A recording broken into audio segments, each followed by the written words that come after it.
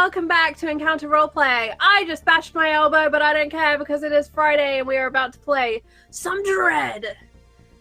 Now, Virginia, we forgot to discuss the poll for today before going live, and I have a suggestion for you.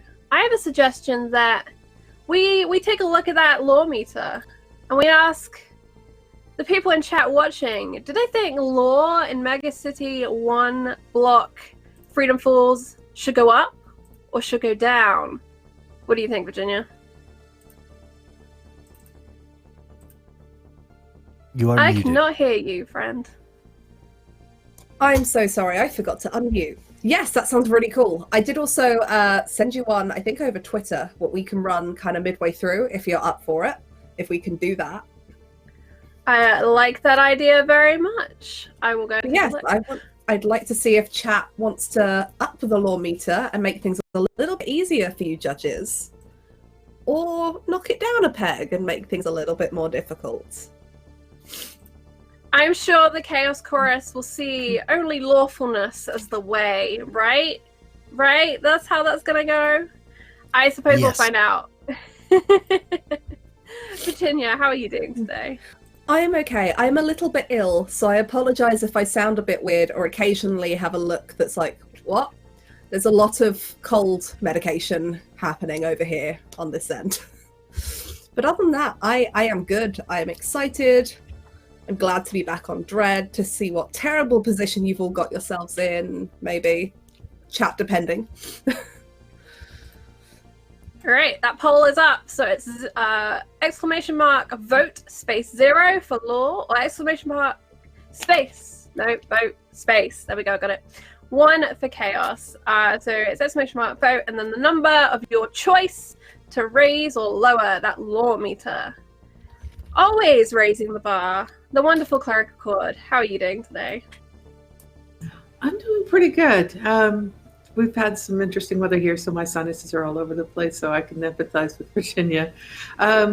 It's been an interesting week, I know, for a lot of people, but we're here. It's Friday, and we are the law. And I think it's time we do a little cooking and cleaning in Freedom Falls.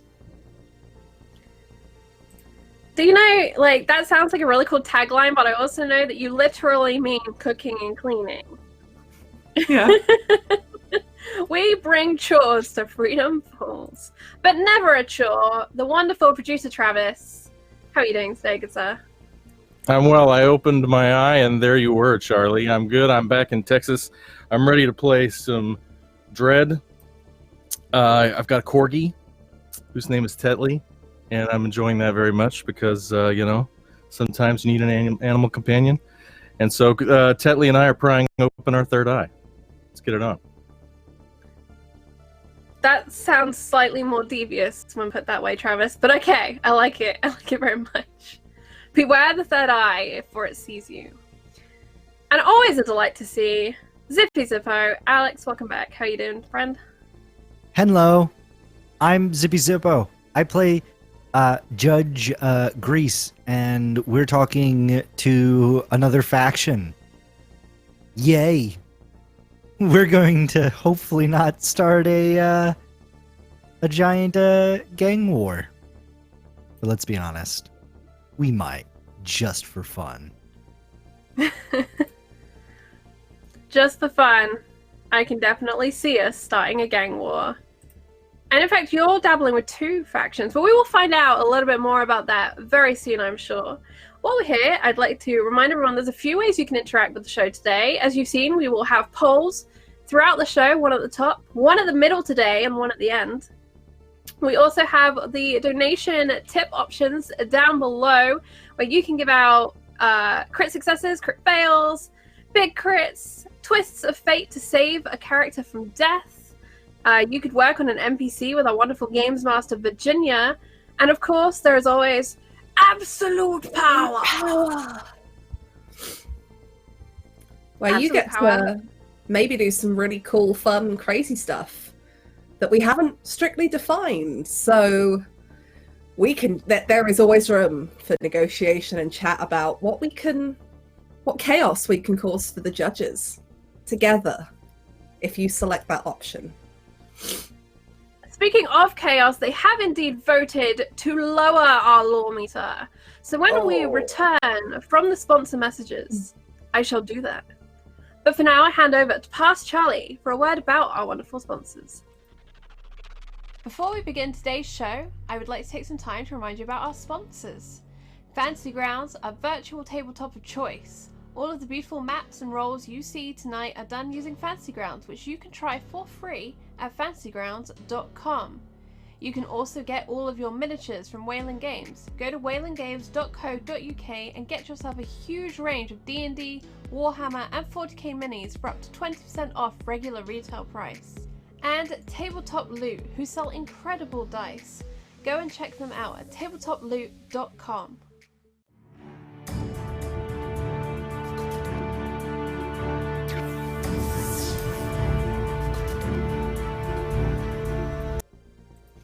And we're back!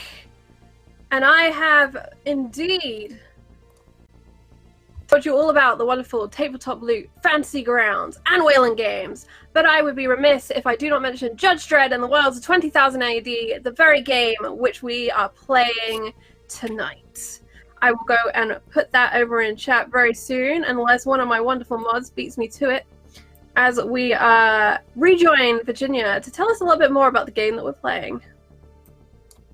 Yes, this is a great one for anyone who is just tuning in. We have some judges returning to the worst mega block in the city, where they are currently living and staying and working to improve the lawlessness here. And we left last session rather interestingly, with Judge Grease seemingly getting out of a sticky situation with somebody who seems to be fairly important within the anti-militia, the gang within Freedom Falls, that seems to be responsible for the death of a number of judges. We had Judge Reinhold holding a perpetrator who nearly shot at Judge Gilroy, who they've now taken back to the refuge to interrogate. Judge Talon made an awesome bet and did some trickery with some cigarettes to help bring the situation under control. Judge Waits and Judge Grease briefly spoke to Serena, a woman they had met a little while back on, just outside the refuge, who was involved in this altercation inside a betting shop in the arcade. She has just come back to the refuge, slipping in through the door, offering some information just before this interrogation takes place. Just a note, Birdie should be with us soon, by the way, as Judge Gilroy has also gone back to the refuge to join in this interrogation. And that's where we're going to... Actually, we'll start with Judge Grease while we wait for Birdie. Grease. Hello.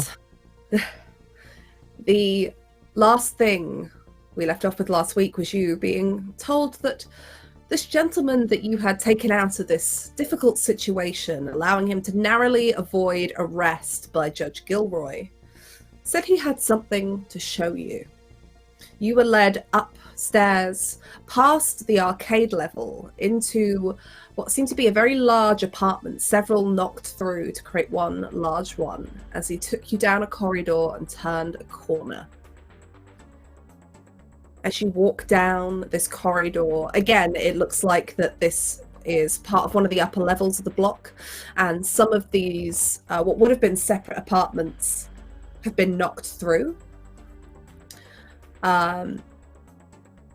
This has been opened out into this huge, expansive, what looks to be an office. He says nothing to you on the way here. But as you step into this large space, you can see on the back wall 2 shiny brass badges. You recognize these badges. You have one on your uniform. The gentleman goes in, sits behind the desk, and indicates for you to sit in front of him. Grease does. He plants his monkey butt right in that chair. He sits back, comfortable, relaxed in this space that is clearly his, and gives you a long, hard stare.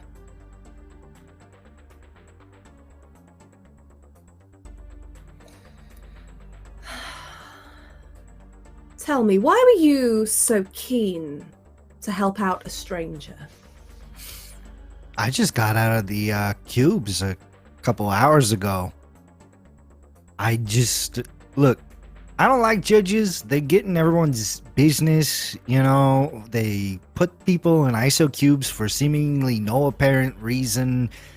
And they got this Triclops who doesn't allow, people to just loiter on the street. What's wrong with just sitting on the street, man? We need to rise up. Wow. Stick it to the man. That's what we have been doing. As you can see, and he points to the wall behind you where you can now get a better look at these two judge badges that bear the names Shay and Caro. These were the last two that were here. Troublesome. Thought that they could make a difference, thought they could change the way things worked. No, that was bad for business. Now, you say that you know Judge Tech. Marlin, Yeah. was it? Yeah. And how was it you came to know Judge Tech so well? Well, you see, I always liked to tinker.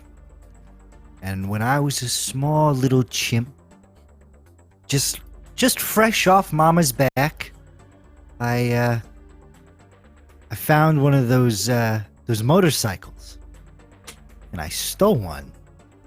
It was easy to hack. It was easy to get through. It was child's play. And then after that, I just kept swiping Judge Tech. Whenever a judge would get too close, it would just swipe. That's how I got it years in the ISO cube. Stealing Judge Tech. Interesting. You know, monkey biz. Sounds like you have a very particular set of skills. And you were thinking of selling... They make me dangerous. You were thinking of selling these skills to the Cage Vipers. Well, the highest bidder, really. I mean, I got skills that make me dangerous to all of you. Because all I gotta do is get my hands on one of those aircrafts. Hack into that. I could wipe you all out. But I'm giving you and Cage Vipers an opportunity to get your hands on some jailbreaked guns and equipment. I just need money. I just want to live in semi-comfortable means. I'm too old to be dealing with wiping out competition. Might as well just sell my skills. How very wise. Well, you see, I am the highest bidder in this block. The Cage Vipers don't realise it, but the money that they make, they pay to me. The Wing Clipper clan fully understand where they place their money, and who gives them the luxuries and privileges they afford themselves in the arcade. But I've never met anybody that can circumnavigate the biometric scanner on one of those weapons. Do you got a gun? I'll do it right now. And he reaches into a drawer, and placed in front of you, he puts a gun very similar to the one that you have in your holster. Slightly older. It's a few years out of date from the models that you have, and he slides it across the table at you. Oh, okay. well. All right. Grease kind of pulls out his little packet of tools and starts opening it up. He's of course going to deactivate the biometric scanner, but he's also going to try to sabotage the ammo. How you can speak the ammo you want. He's going to try to put it on a randomizer and put one little random setting that if it hits, it's kind of like a Russian roulette, that it will backfire and blow up in the person's hand. Okay. This is going to be a kind of series of tests. So the first one is going to be to disable that biometric scanner, because you can't do anything until that's disabled. Okay. This is going to be difficult. You know, Judge Tech is not made to be hacked in this way. So you're going to be looking for, if I zoom in a little bit here so I can have a read. You're going to be looking for a 21. This is a demanding test. You're under pressure. You don't have a full workshop here. I'm going to use my my advantage. Okay. Don't forget, you can also spend luck as well. Okay. So what does this get me? That gets you an auto success. Sweet. So you tell me, how do you disable this biometric scanner? How has Judge Grease got to the point that he knows how to do this when very, very few people do? He modifies his Judge Tech all the time, and sometimes he has to get around with certain fail-safes. Like, with the motorcycles, they can only go by the law set speed limit. So he finds ways to hack around that so it can go faster and it doesn't lock him out and stuff. So he's been really well practiced in this, because I feel like Judge Tech, if you're not fast enough, it'll lock you out anyways, because it'll feel like you're trying to hack it. So he is very skilled at what he does, and he's really fast at doing it. Okay. Grease is always slippery. You sit there and you tinker, and it probably takes you about half an hour, because you want to make sure that you get this right, because you know if you mess up, and maybe perhaps Grease has had this happen before with Judge Tech, it tends to go bang. But you do manage to disable the biometric scanner, leaving you with, so you wanted to deactivate the voice, and then he's going to mess with the circuits, that whenever they say anything, it just randomizes. Like if they say armor piercing, it might be incendiary. But he's also going to implement a backfire mode where it just hits the bullet and the bullet goes off in the chamber but doesn't leave the gun. Like a self-destruct option.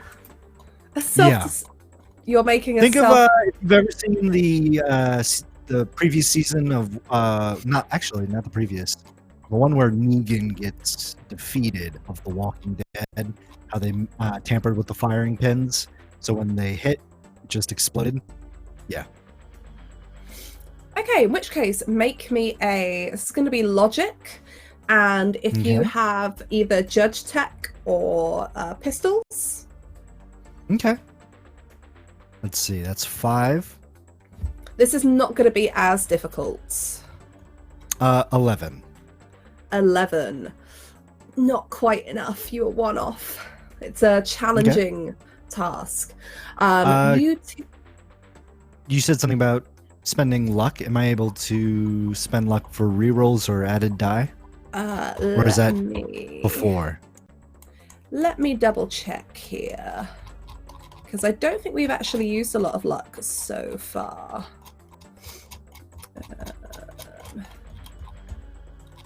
Sorry, bear with me 1 second and I will grab it. While you grab that, Virginia, hello to Birdie. How are you doing, friend? Hi. I'm great. I'm so sorry. Like I mentioned last time, this is during my actual normal working hours, so sometimes I might have to take care of a couple things last second. But I am here now, and I'm excited to play. And Gilroy is ready to cause some more trouble. So, you can't reroll, but what you can do is add dice to an attribute check on a 1-to-1 basis. So it depletes your luck pool, essentially. So yeah, you can add some extra dice now if you want to. Okay. I will. Let's see. My luck is 7, so that's 3d6. So would I just add a die and just go down to 2d6, or how does that work? So it will be. Let me bring this up again. So that is your luck dice pool. So it's a pool that you can draw dice from to add to other places. So yeah, you will just basically whatever it is. So if it's 3d6 and you want to spend 1 die, your luck pool goes down to 2d6. And each day you get to re-roll to try and fill your luck pool back up again. We'll use 2 luck to increase odds, and then that's an 8. Yes. At first, you go to tinker with it, and as you do, you actually snap one of the cables. And you're not quite sure if you're able to repair it. But luckily, in your little mechanic's case, you do have a small little kind of soldering pen. And you manage to wire it back up exactly the way that you had hoped to. And you clip all the casings back closed. And as far as you're concerned, you have done exactly what has been asked of you. He slides the gun back to old man mafia dude. He picks it up, finger off of the trigger, and kind of holds it in front of him and turns it in his hand. It's like, very nice, very nice. How do I know this isn't rigged? How do I know that you've done it? Because I'm not going to be the one to fire it. Call in one of your goons. Have him fire at one of these judge badges. Judge badges. You know what? That's not a bad idea.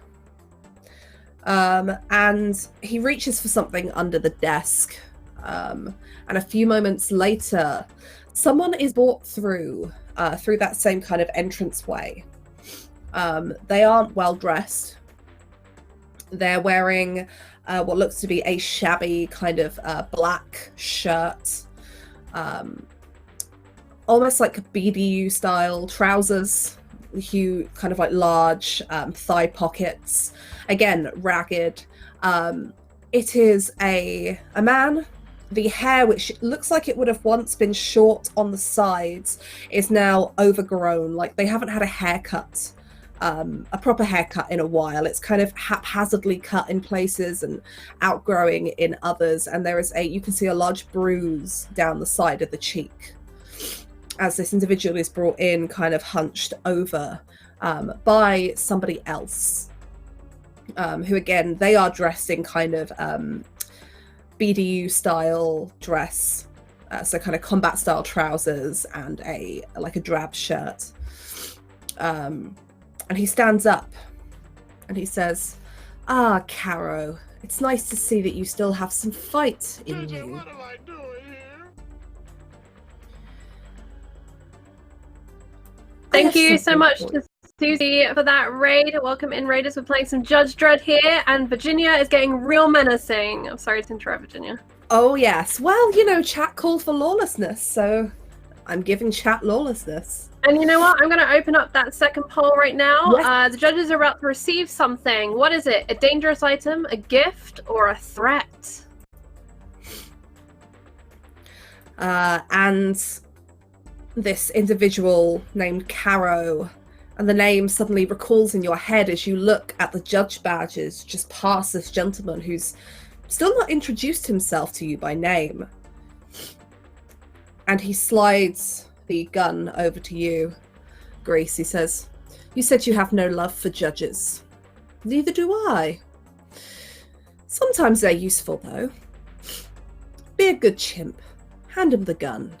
Let's get him to test it, shall we? Just in case you've accidentally slipped a wire or not put a casing back on properly. Wouldn't want either of us to get hurt now, would we?" Grease grabs the gun and levels it at the man behind the desk. "You do not get to call me a fucking chimp. That's my word." My apologies.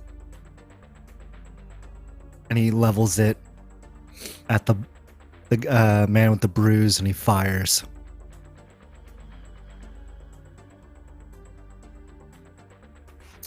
Okay. Well, let's see how this goes for you. Let's see. I'm scared. How many different types of rounds are there in this game? There's a Do few. any of them just cuddle the person who gets shot? You do have a stun charge. Let's see. 2, 4, 6. There's also rubber ricochet. Roll me a D8. If you roll a 1, re-roll. Okay. Virginia, that have you is included this one. that Russian roulette option that Grease just hardwired in? Oh shit! I don't think that was a DA. I think I picked up the wrong That's one. exactly what I'm figuring out right now, Charlie. Hold on, here we go. A 2. There we go. Okay. Just make me a simple roll to attack. So this will be using agility because it's ranged. Mm-hmm. And he has got basically and then no plus my armor. pistols. Plus your pistols, yeah. Hold on, let me see. Okay. 1, 2, 3, 4, 5, 6. 31. You take aim. Are you aiming anywhere in particular? Center body mass or...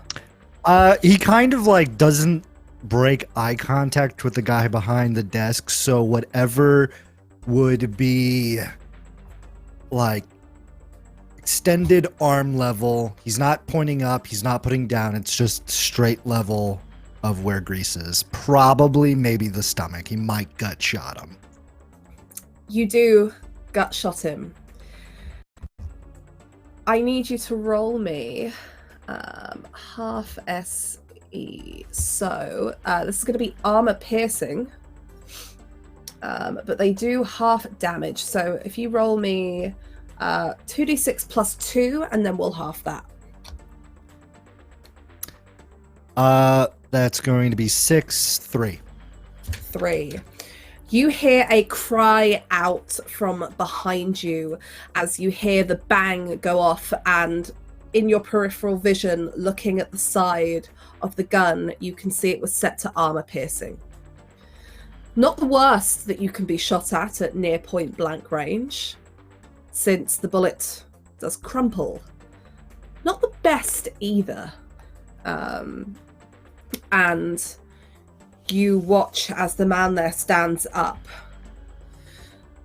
Not angry, just very calmly brings himself up.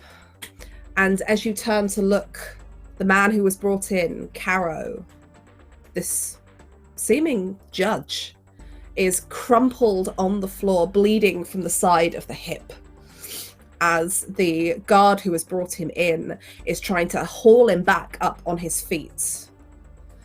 Now, Caro. How clumsy of you to stand in the way. I would have thought with your experience with these, you would know better. Well, Marlin, you've certainly proved your worth. I'll take that back now, if you don't mind. He hands the gun back. It gets put on his side of the desk, just out of your reach, unless you were to lean over. You can Okay. work for the Vipers. They do good. They deal with the acquisition of all of the judge tech. We just put out the hits. Creates a nice little economy going. What I would like you to do, though, is really be working directly for me. Any good tech that they get, anything they get off of these new judges on the block. I want it to come straight up here. I want to know what they have. I want you to get into their systems. Most of all, I want that damn elevator working so I can get my Cinemo out of the Viper's cage, so to speak, so it can keep making me some money. Ever since they cut that off, even in the last day or so, makes it very difficult. All of the stair climbing, I'm sure you understand. I don't know. I wasn't really fond of that chimp comment. I didn't like the way you said the word chimp. And if you want something from me, I guess I feel like I need to know that we're equals in this. Because like I said, I could wipe you guys all out. You could, yes. You could. I'm not really giving you much of an option here, however. You can leave here working for me, or you can not leave here at all. And I'll hang that nice, pretty toolkit you have there on the wall next to the rest of my trophies.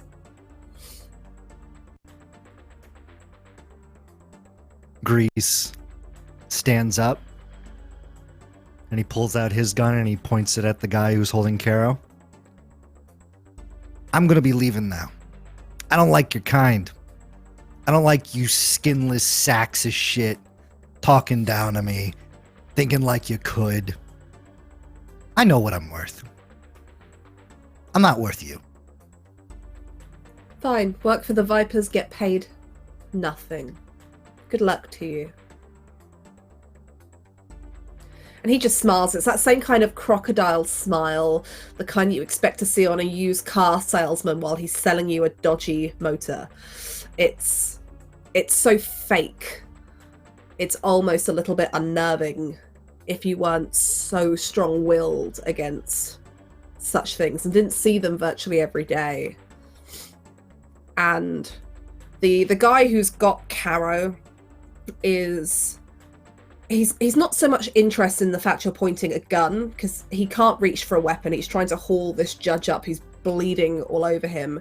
And he looks over at the gentleman behind the desk, who just kind of waves his hand and says, No, let him leave. I'm sure he'll come back when he realizes the Vipers have got nothing for them in that terrible, disgusting nest of theirs. And you walk out. Where are you going, Grease? I feel like Grease might play into this stereotype that humans and judges have already painted chimps. And he's going to fire at the guy holding Caro. Just to make a point that you do not mess with Marlin. Are you trying to fire at him to hit him, or is this more of a warning shot? This is I could have, but I've missed on purpose. No, he's going to hit him, but he's going to aim specifically for the kneecap of this guy holding Caro. Okay. Make your roll then. Okay.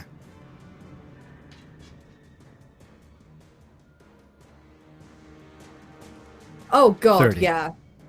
Are you just a standard? It's a standard.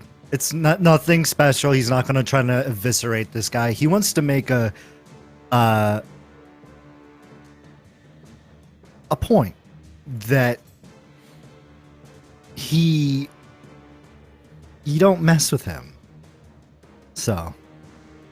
Okay, you fire off the shot straight into the kneecap, coming out the other side, and you watch as it shatters the glass on one of the cabinets as it exits out the back of the knee. And this man is screaming in pain. He drops the Caro as he literally falls to his knees, clutching at it. And you see the gentleman behind the desk kind of lean forward over it. He locks eyes with you. You can see he very briefly glances at the gun beside him, taps it, and says, "Just remember what I have now too. Now go before I change my mind." Oh yeah, oh no, your gun. I'm so scared. And he closes the door. He walks out. From the other side of the door, as soon as it's shut and closed and you start walking, you can hear this man shouting at the fellow you shot. Something about getting up, stop rolling around on the floor, and get this one back to where he belongs. And there's a lot of muttering and groveling and crying out in pain. But you round the corner back into that kind of living space before you can hear any more. Interesting, you were told that both judges that were here before were murdered. But it seems, judging by the badge on the wall and what you've just seen, one of them is definitely still alive. Where are you heading now, Judge Grease? He is going to head in range of the judge, the refuge. Yeah. And when he's in range, he's not gonna go up to the front door. When he's within comm range, he's going to call over the comms. I need a rendezvous over by the elevator. Common civvies don't look obvious. God knows. Okay. So while all of this has been going on at the same time, we're going to jump over to what was happening at the refuge. We have a gentleman in custody who is still kind of coming round from having been placed in a very long chokehold. We have Judge Gilroy, who not so long ago had a gun pointed at him. We have Judge Waits and Judge Talon, who I'm assuming are arriving alongside Judge Reinhold after making your appropriate detours to ensure that you're not followed or seen. And Judge Reinhold, with a small, slightly angry dog growling at this gentleman, and a woman named Serena, who you've met before, who has slipped into the room. She's sat waiting patiently.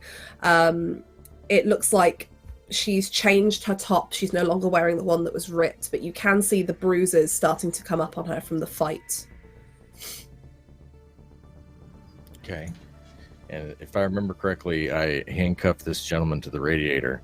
You did handcuff the gentleman to a radiator. Excellent. And pull up a chair and, put my elbows on my knees and close my two eyes and open my third one. Just kind of stare at him for a while. And now, to be clear, I looked at this really quick. To do what I want to do takes a psi of 10, which I do not have.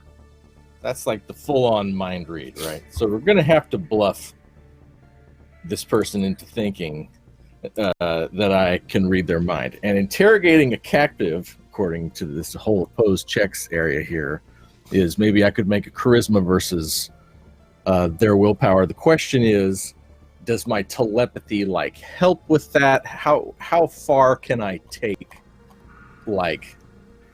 a bluff mind read with even a little bit of telepathy? Okay, what is your psi at the moment? 3. 3, okay. I will say it will help. I'll give you a couple of bonus dice. Because you can kind of pick up some of those surface thoughts and feelings that will kind of aid you in, convincing this gentleman that you can see a lot deeper than you can. But it depends how you're trying to do this, what you're trying to say. Well, I guess I can't communicate telepathically unless I can. If I can speak to them without moving my mouth. I don't know if that's an option with a telepathy of 1. But Just like lean very far forward, like staring at him with this eye, which hopefully creeps him out. So good to see you. Are you hiding from me? You cannot run away from me. Look into my eye. What? No? Like, what are you? Oh, God! And he's coming round and panicking as you're staring at this. Make that opposed check for me. I've just got to see how many dice he rolls. All right, here we go. So I got a charisma of 3. Mm-hmm. And do I add a dot because of telepathy? Is telepathy one of your skills? Yes. Yes, so add that and then add a bonus dice. Beautiful. All right, here we go. Those are D6s. Yeah. Roll for mine. So you got to beat an 11. 11. I got an 11. Aha! You got an 11. I think, according to opposed checks, you break that tie. Let's have a look. You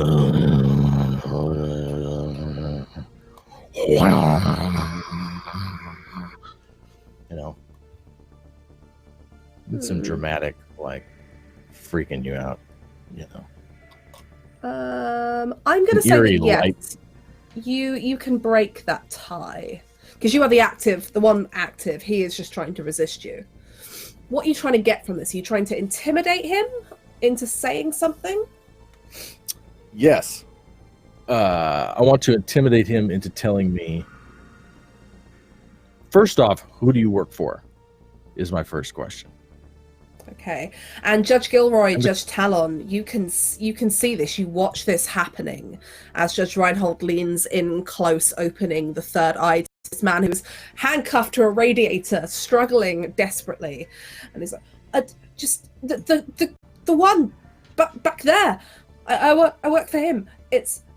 I don't ask questions. I just do what I'm told. A name. Who is the one back there? He doesn't.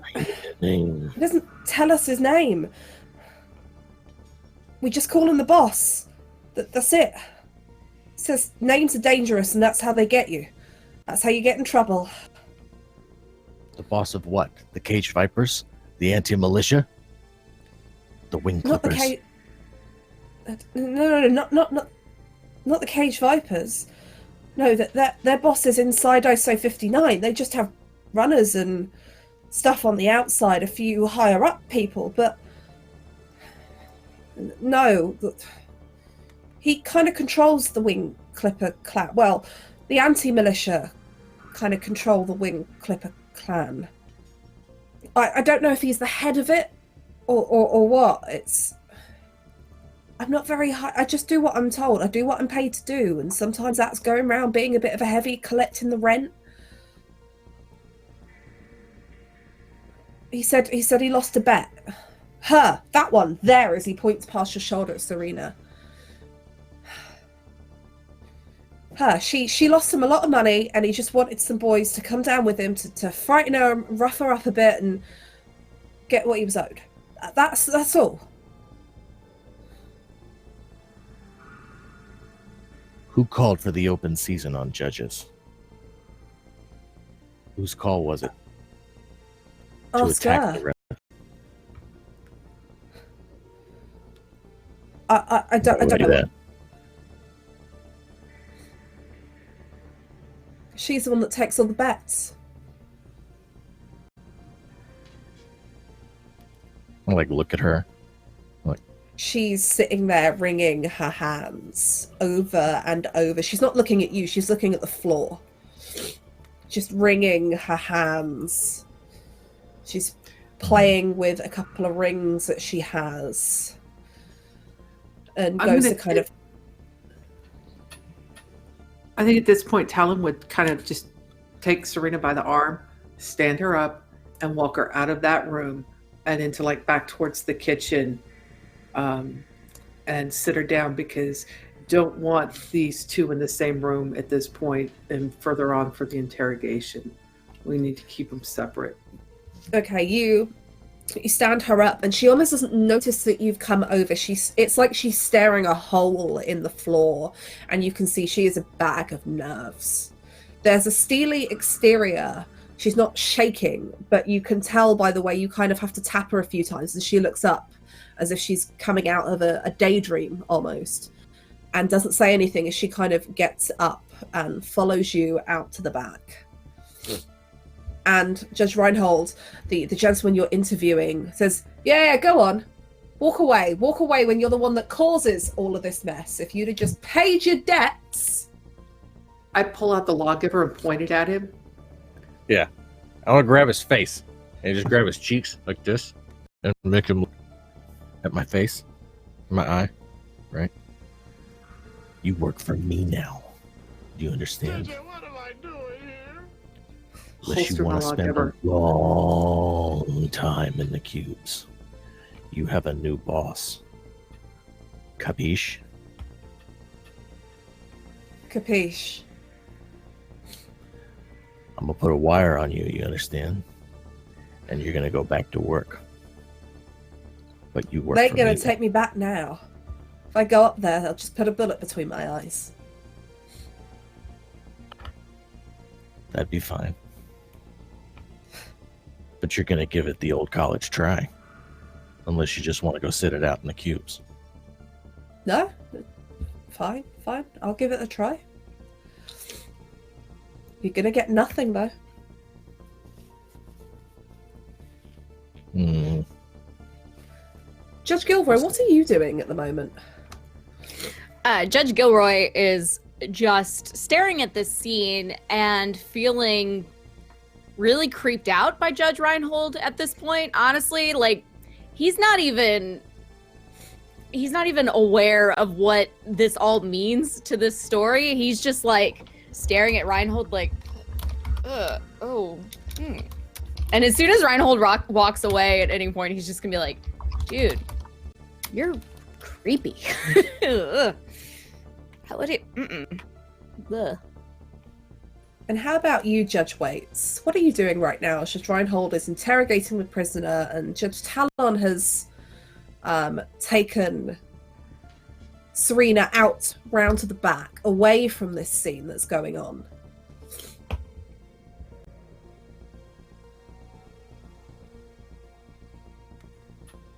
Yes. What That is my Judge cue? Waits doing? Okay. Judge Waits has been kind of in the back of the refuge, staying out of the way of people. There's a lot of blood on a lot of people's clothes, and even in small amounts, it's kind of driving her a little bit crazy since she was hit by that UV light as she'd walked through the arcade. And she's kind of got her sleeve up, and she's like scratching at those raised veins. They've mostly faded, but now like she's staring and she can see them. It's one of those things where when you become aware of something, you kind of fixate and you make it so much worse in your head than it is. And she's just scratching at that skin.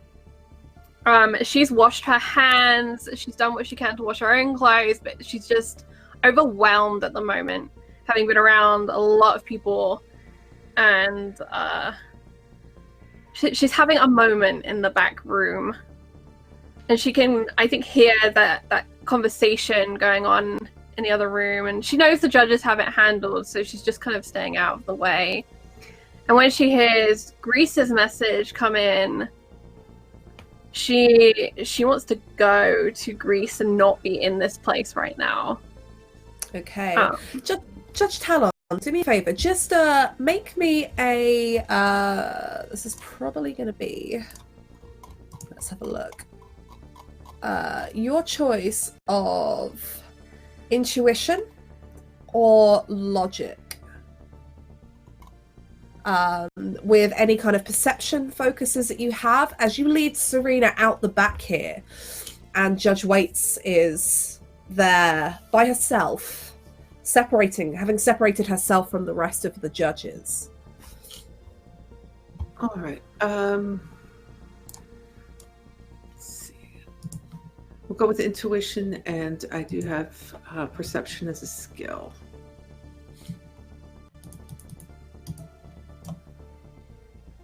18. As you come out the back, Serena is distracted, and you go to lead her through just to get her in this kind of little corridor bit between the two sections. As you walk past the room, the dormitory room, you see Judge Waits back to you, but she looks like she's picking at, or she's doing something. You can see a lot of movement in the shoulder. As I don't know if she's talking to herself or if she's in pain from having done this and having to, deal with that UV light. But it's kind of odd. And Judge Waits, you suddenly hear somebody walking past that doorway. And if you turn and look, you can see Judge Talon with Serena, who she's obviously changed her top, but her trousers have still got blood on. She's got a huge bruise coming up on her cheek and a few small cuts. And the scent of blood, even a small amount, you can smell it. You can almost taste it. And as she does turn, she sees Talon and Serena. She just snatches down those sleeves. And she does that thing where you just pull it too far and so the fingers even disappear into them. And she looks over Serena and she's clearly in some kind of mood. There's more emotion maybe than Talon's really seen from Waits at this point, and should have stayed with Jaina longer. And just kind of, she'll move from this space out and just looks disgusted at Serena's presence here. That was her name, right? Was it Jaina? Yeah. Or Jana is the name of the medic. Jana. That's right, yeah. As you kind of push past, almost like shoulder checking Judge Talon on Serena in your way past, Serena looks at you, confused, and goes back to staring at the floor. And you start making your way out of the refuge towards, because you're still in your civvies, towards where Judge Grease had directed you. You pass this scene. She, I think, would try and take that road that goes past Serena's house and the guy's house where Grease had gone, because Waits had gone that way too. And she wants to kind of go and look at Serena's door, see if people have already gone and like messed with that apartment. Okay. Either as a detour or on the way to the elevator. Okay. You kind of have to. You'd be doubling back on yourself because she lives a little bit deeper in, whereas the elevator is not too far from where it kind of overlooks the atrium. But you take that long route out. And as you leave the refuge, you come past the scene with Judge Gilroy and Judge Reinhold still interrogating this prisoner, and Judge Reinhold, he's sitting there going, you can try. They'll kill me. Suppose it's better than going to the ISO cubes again, though.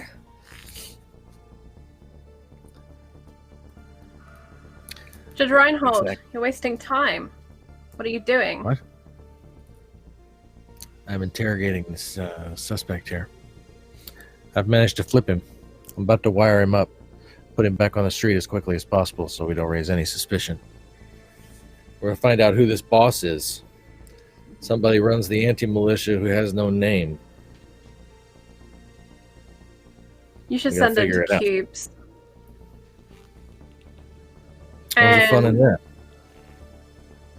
She shakes her head and she still bears that expression of just repulsion as she looks at this dude that Reinhold is interrogating. We need to stop wasting time. He also has blood on him as well from the fight. Everyone's been a little bit roughed up.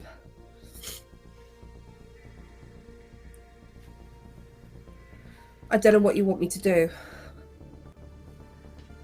Well, I'll tell you exactly what we're going to do. I need you to stand up and take your pants off.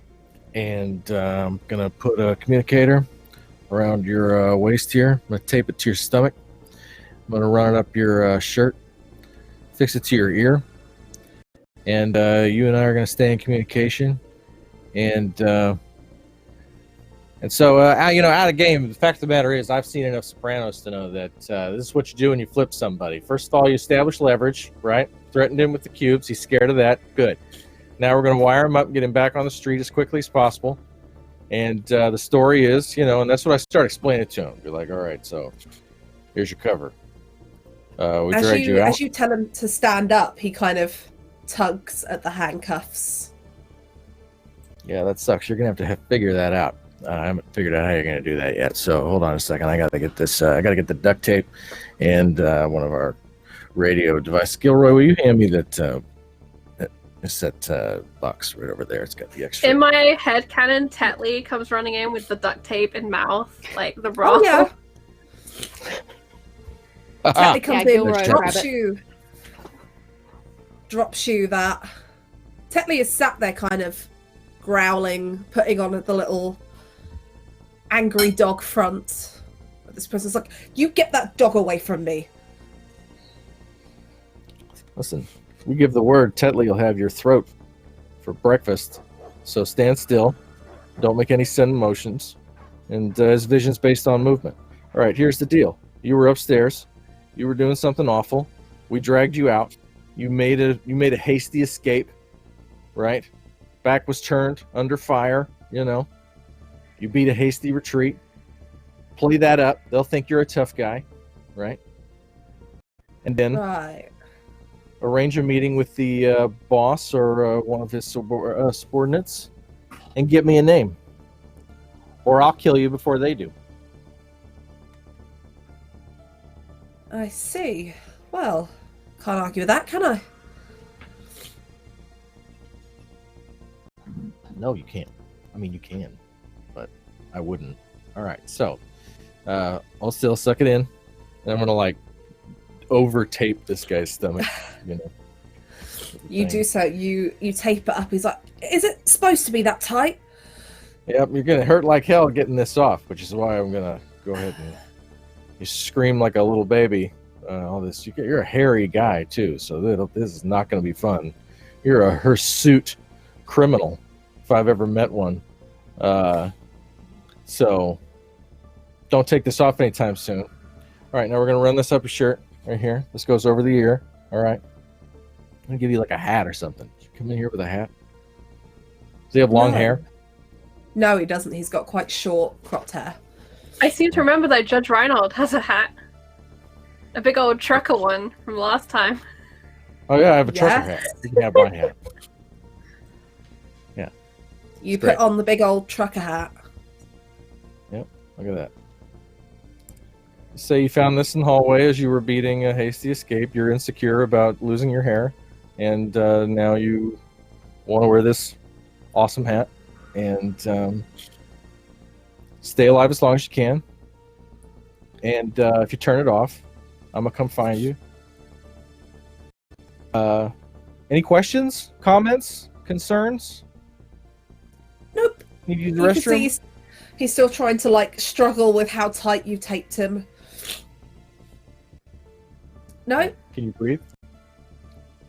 Yes, just. Good. But you know, judge All right. whatever you want. Yeah.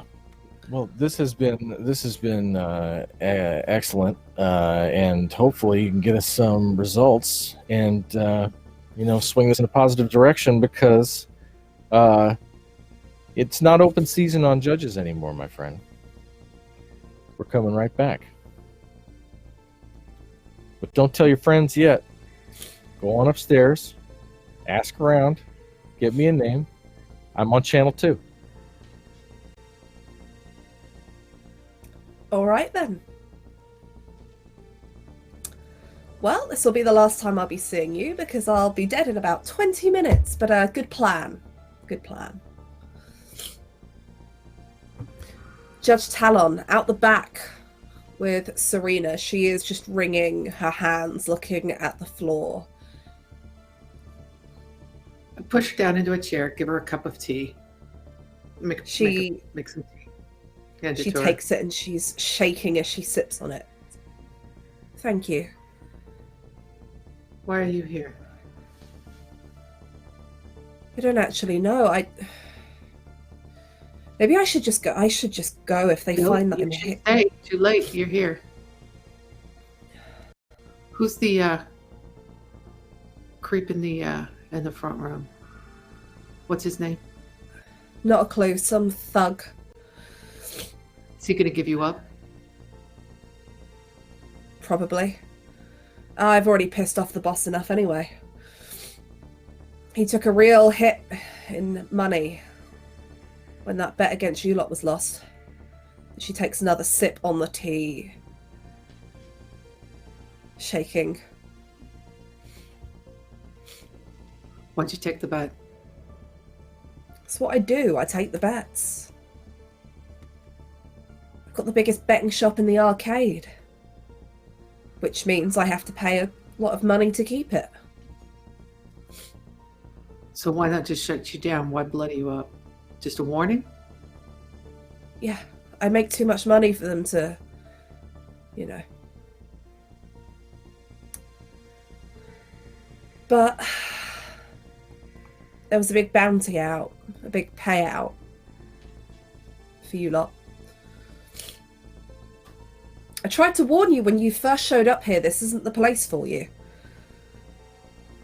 Oh, You can this ask- is very much the place for us. We're not just going to give it up. See, The anti-militia, they own that arcade. Everything goes through them, whether people know it or not. Even the Vipers who think they've got some kind of control here. The money they make from the cinema goes to them. One way or another. The anti-militia, they don't like judges. Back in the day, they were formed out of the old city defense, the ones that weren't run off. Ones that took the bribes, the corrupt ones. They're born out of it. how many names do you have? Who are the old judges? Who were the old city defense? Oh, the old city defense, that was before I moved in here. It's just what I've been told.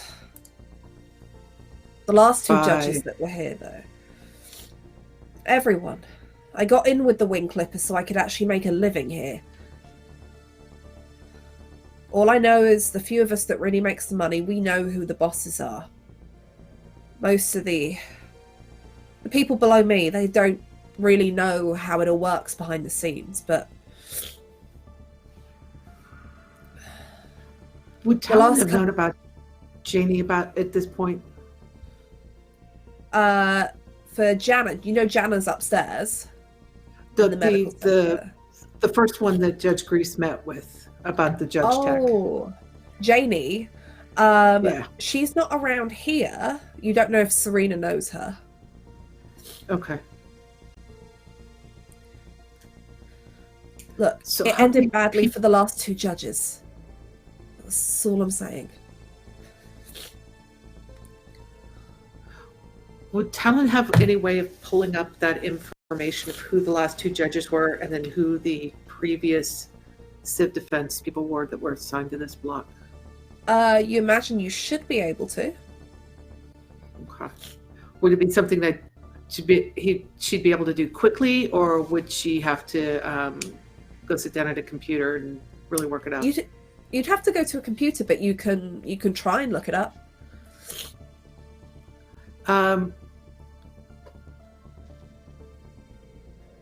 She's going to take Serena by the wrist again, stand her up, walk her to a room where the computer might be, sit her back down, and she's going to start pulling up that information, not letting her see the screen. And then once she's pulled up names and hopefully picture IDs that go with them, she's going to swing it around and start right, just like you would through an old-fashioned ID book that the police have. Yeah. Mugshots. She goes. Point them out. Tell me who. You get a record, first of all, of all the judges that have ever come to Freedom Falls and stayed any period of time. And she's like, no, I don't recognize her. I recognize she was one of the ones here. And you're looking at a red-haired woman, curly locks, youngish, maybe in her 20s, mid-20s. And you can see that she's listed as essentially missing in action. No body recovered, but suspected that she died in the line of duty. Like, I remember her. I remember when they Same thing that happened to the other one. The whole place went up in smoke, this place. I remember them. It was, I think it was some Vipers that did it in the end, but they were out for the Judge Tech. They took the bounty, the bet, and the anti-militia paid for the bodies and the uniforms. You said the anti-militia were run by the ones that used to be the Civ Defense here. Apparently, that's the story. The first few people. Let's go back and let's look at some more faces. And Judge Talon is just going to start pulling up faces until Serena can identify people who are now currently with the anti-militia. But you flick through that and you go through. She's like, "No, I don't recognize any of these people. I'm sorry. I don't know them very well. Normally, You've it's seen just them. Some of them. It's normally just faceless thugs who come in to collect the money, and the boss man. But I don't see him here. Look, there's a face change clinic in that arcade. Everything in that arcade is in one way bought or owned by them. Who controls the clinic? Clinic. Vipers, Clippers. Who controls the face change clinic?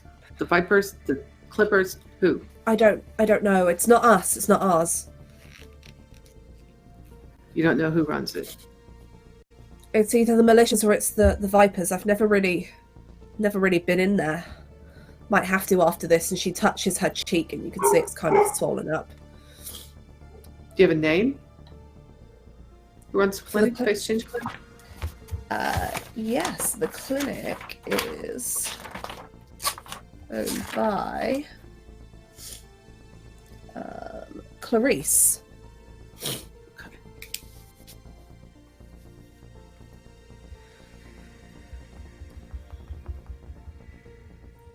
Out of game, is that somebody we've met before? No. We haven't met them yet. Okay. No.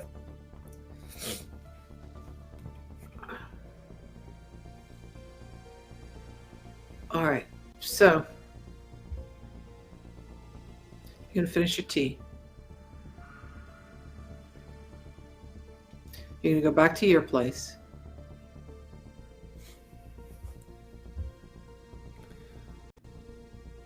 You're gonna go back to the beds. And you're gonna start bringing me information. Set up a drop. All And right. you're going to find out I want to know about that face change clinic. Go see him. You got the money to afford it, yeah? Yeah. All right then. I've got some Think stashed it's, away. Look, you're gonna protect me, right? Don't get me wrong. I know I'm not innocent, and I know I took the bet out. I don't have a choice. It's the only way I know. if they know that.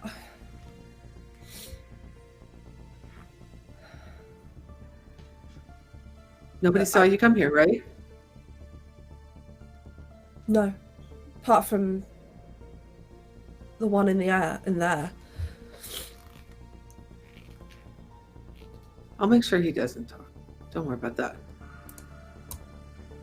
We'll keep you safe. Yeah.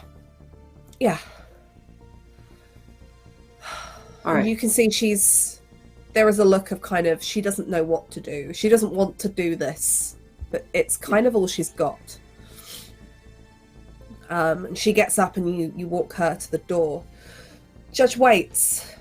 You walk down that corridor where you know Serena's flat is. And as you pass it, you can already see the door has been kicked in.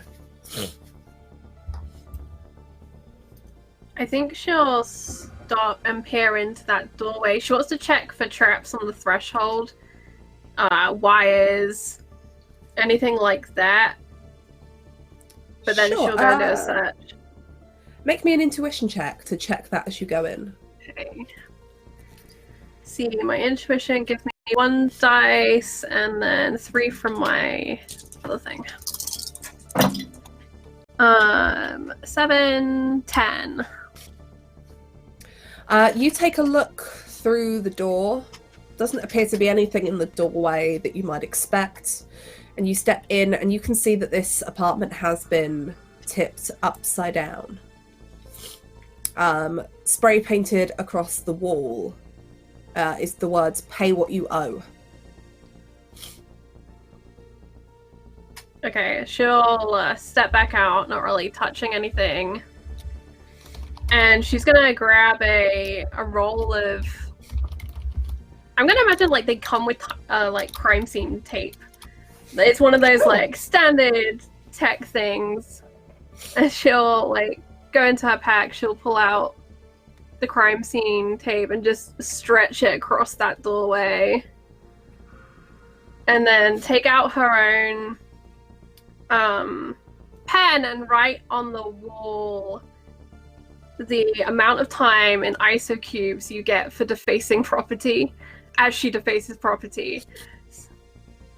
So I guess like 5 ISO cubes, destruction of property, 10 ISO cubes, breaking and entering, and she'll just do a list down this wall in her pen in very neat, heavy block writing. As she cleanses from her system some of the frustrations she's felt since going to the arcade. You write this list out. And Charlie, I want you to make me an endurance test. And if you've got anything like will or composure as a skill, anything that's to do with kind of self-discipline.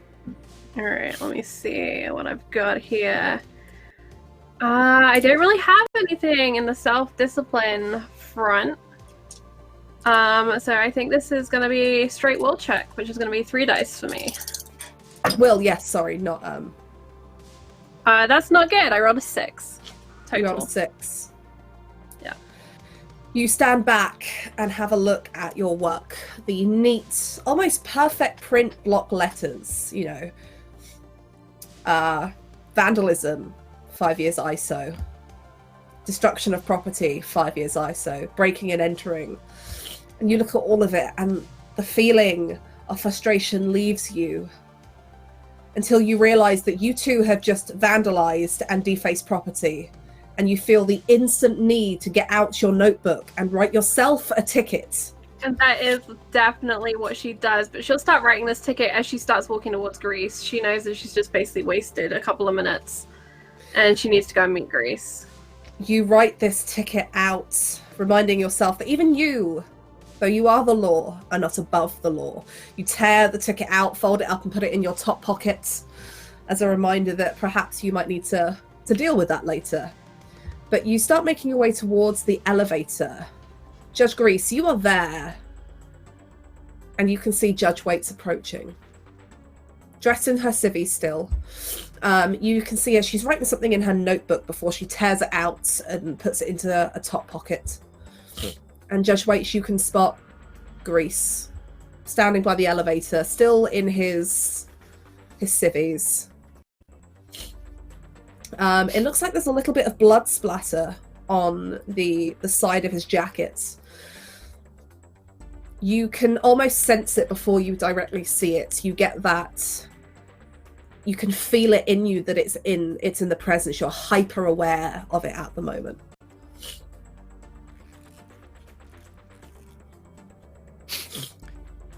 All right, so we got problems.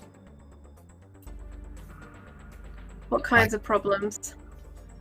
Well, the Vipers are working for the anti-militia. The anti-militia is the one that's putting out the hits. I just gave the leader of the anti-militia a jailbreak lawgiver.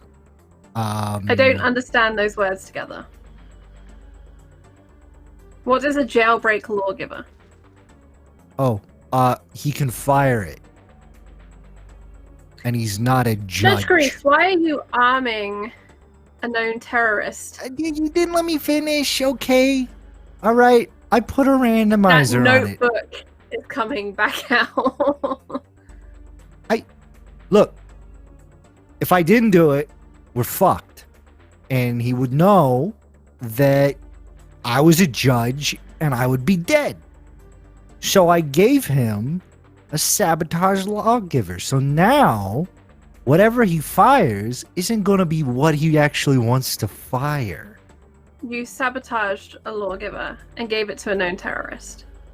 Is that correct, Judge Grease? Yeah, it has a high chance of blowing up in his hand. You sabotaged a lawgiver, gave it to a known terrorist with the high chance of it blowing up in a megacity block full of people. Yeah, I had to earn his trust. Unfortunately, he called me a chimp. I see. She doesn't see.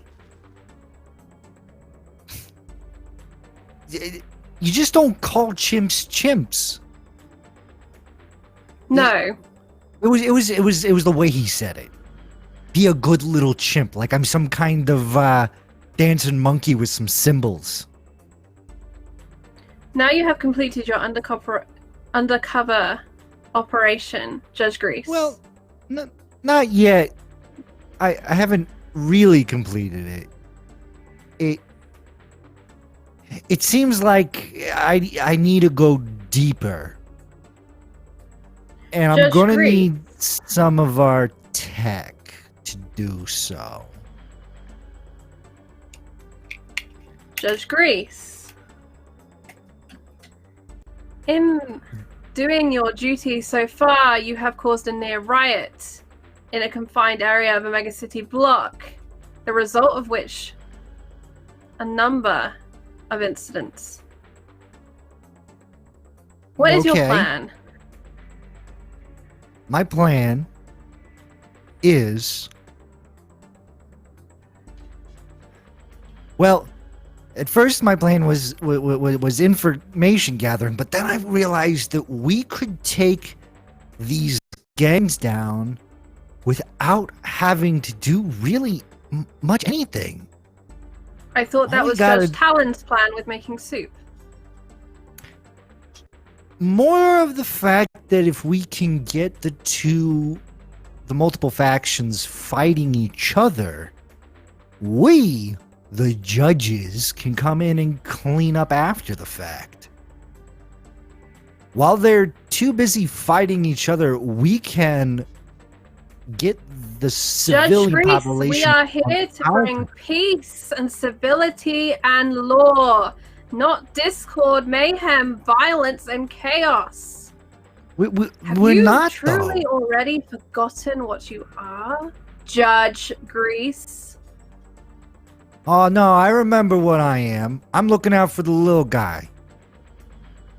I'm not fixing the elevator because that's how Bald Man McCranky Butt is getting his cinema. Right? No, I'm locking them on their own floor so when they start fighting, we can get people out. And when people realize that Marlon Brando has the judge tech, they're going to come to me. Then I'm going to funnel them down here. Then you are going to find out which one is just some average Joe trying to basically, survive, and who are the actual terrorists. Then we're going to lock the terrorists in the ISO cube. You see where I'm getting at? We lock the two dangerous beasts in the same cage and let them kill each other while we get everyone else out. Your plan makes as much sense to me as Judge Reinhold's and Judge Talon's. It is not the way things are done, Judge Grease. Well, this is a pretty messed up block. This isn't your normal mega block, okay? So I am unorthodox methods need to be applied. We're not going to. I was there when Freedom Falls was chosen. I Oh, assisted. were you the also good there judge when in you his when you decision. saw? Were you also there when you saw a dead judge alive? Well, he was alive when you last saw him. I just saw Judge Caro. One of the missing judges remains alive. Yeah. Baldy McCranky Butt has Judge Caro, Do you know the the location supposedly of the other dead judge? one. I don't know. He didn't bring that one in. I had to shoot Judge Caro. Her face just flickers. Judge Grease, I think you need to explain this to Judge Reinhold.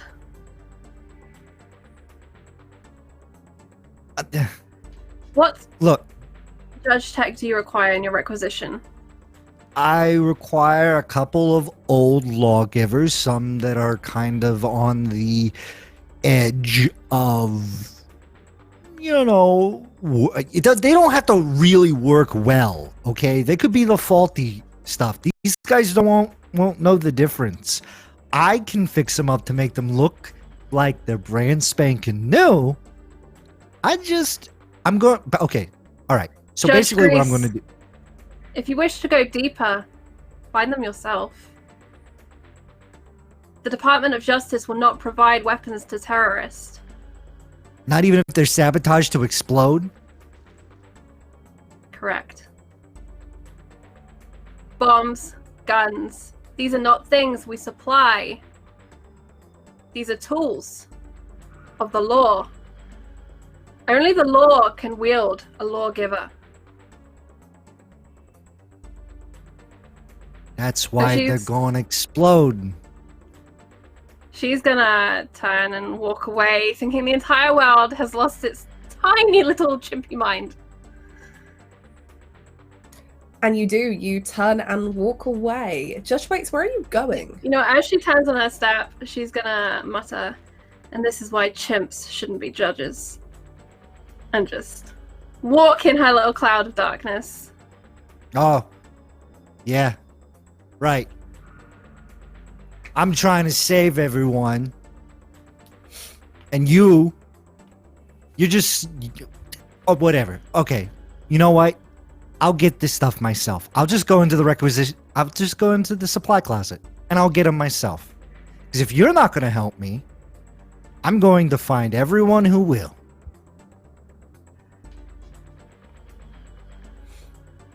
Where are you She both just keeps going? walking. Oh, he's going straight to the refuge.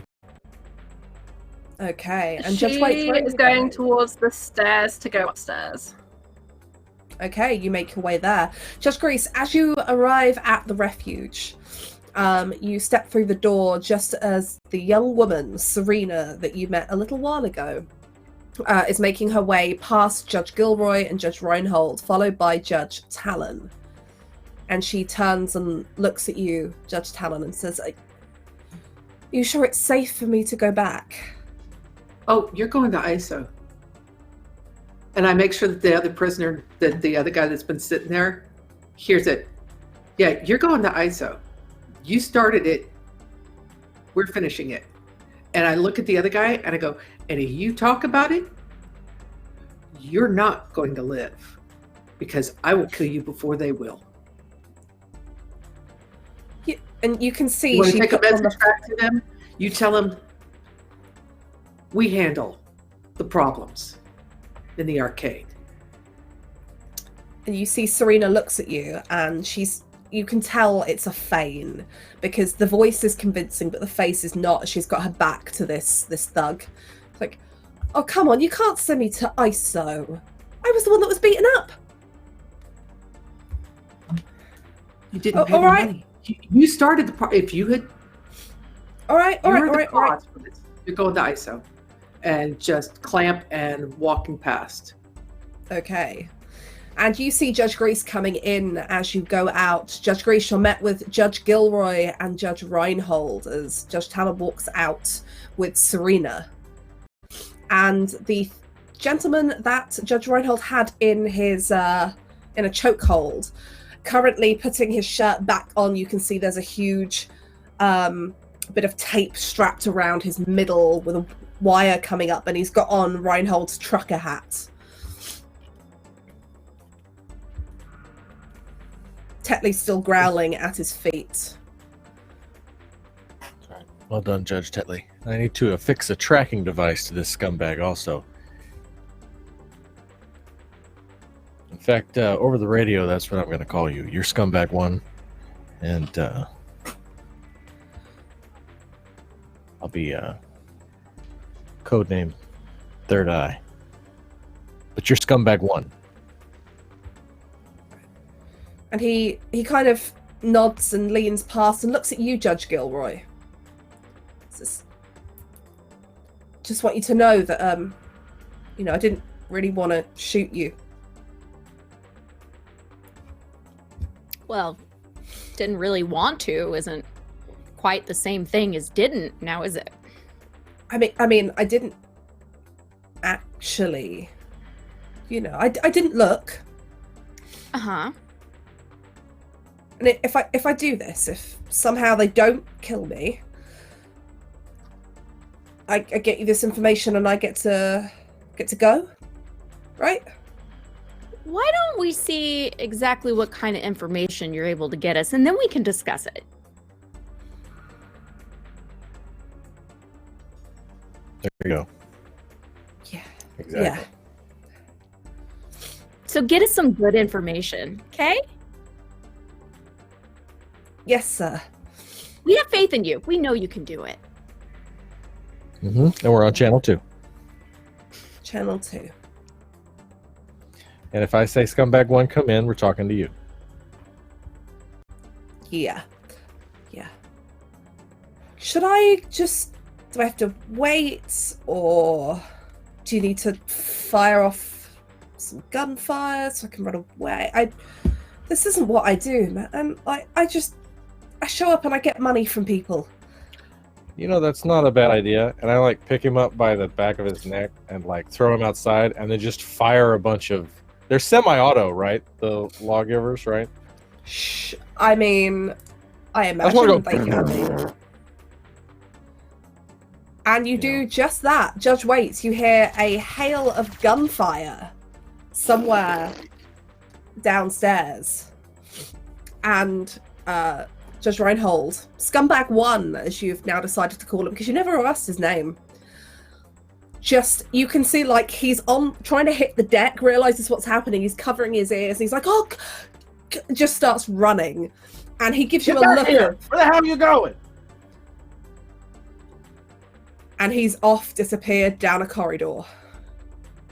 You're pretty sure he's limping a little bit, and there's a good chance you might have caught him in the ankle.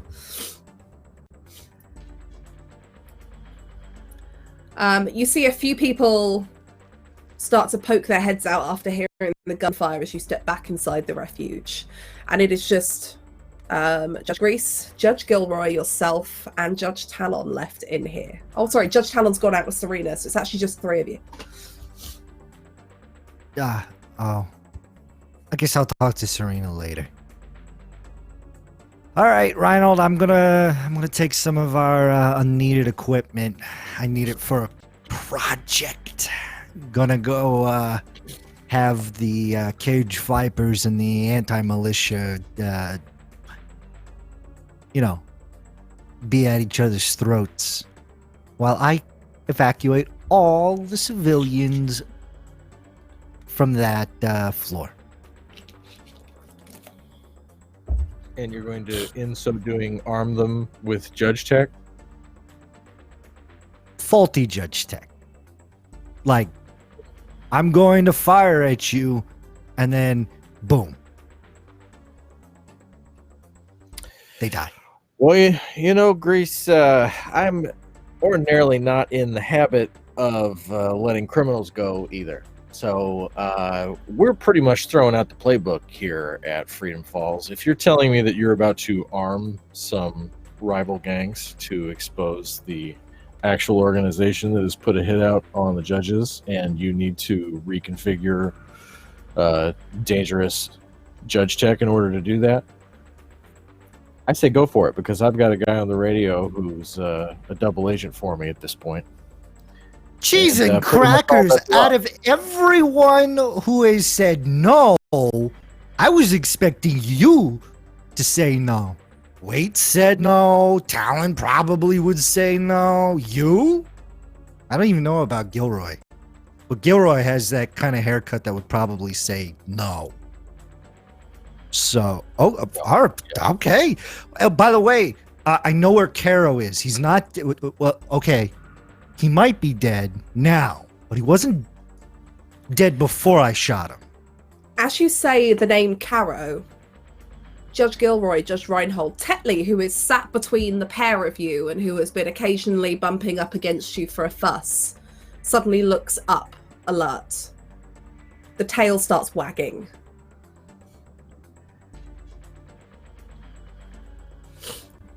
What is it? What did you see?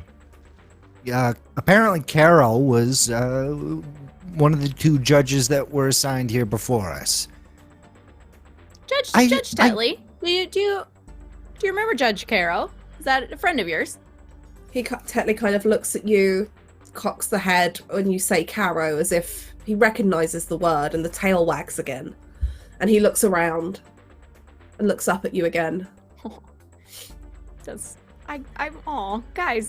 I'm sad now. I'm sad. Do we have treats? Can I give him a treat? He should have a treat. I get the feeling that Judge Talon would have found a way to get some dog treats in here, and you pull one off the counter and slip it to him, and he nudges at it with his nose, he eats it up, and he sits on the floor looking at you expectantly, cocking his head. Pet him. I'm gonna scruff behind his ears and give him some love and say, "It's all right, little guy. You're gonna forget all about Judge Carol very soon. We're gonna be best friends. Everything's gonna be okay. I'll give you all the treats. Just, you love me, right? Especially you love me. when he finds out that I shot Judge Caro with an armor-piercing round right through the gut. Every time the name Caro is mentioned, he kind of looks around expectantly. But he goes back to being fussed by you, Judge Gilroy. I'm so sad for this dog in real life. So there I was, talking to Baldy McCranky Butt. Apparently, he's the one. Is that a shot at me? The one that I walked out with.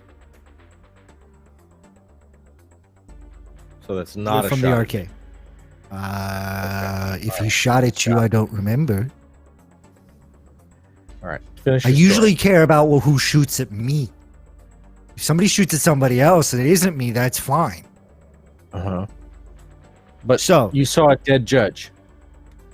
Is that what I understand? I saw a supposedly dead judge alive, and I was given a lawgiver to jailbreak for Baldy McCranky Butt. And he's like, how do I know that this works? And I was like, well, you could shoot it. He's like, I'm not gonna shoot it. You're gonna shoot it. So I shot it. Unfortunately, I put a randomizer on the ammunition, so whatever ammo he fires isn't the ammo he asks. And apparently the one that I shot was armor piercing. So hopefully they went through and through. Now, if it nicked his gallbladder or his stomach, then he might have some trouble, like mortality issues. But he's okay. He's supposed to be dead anyways.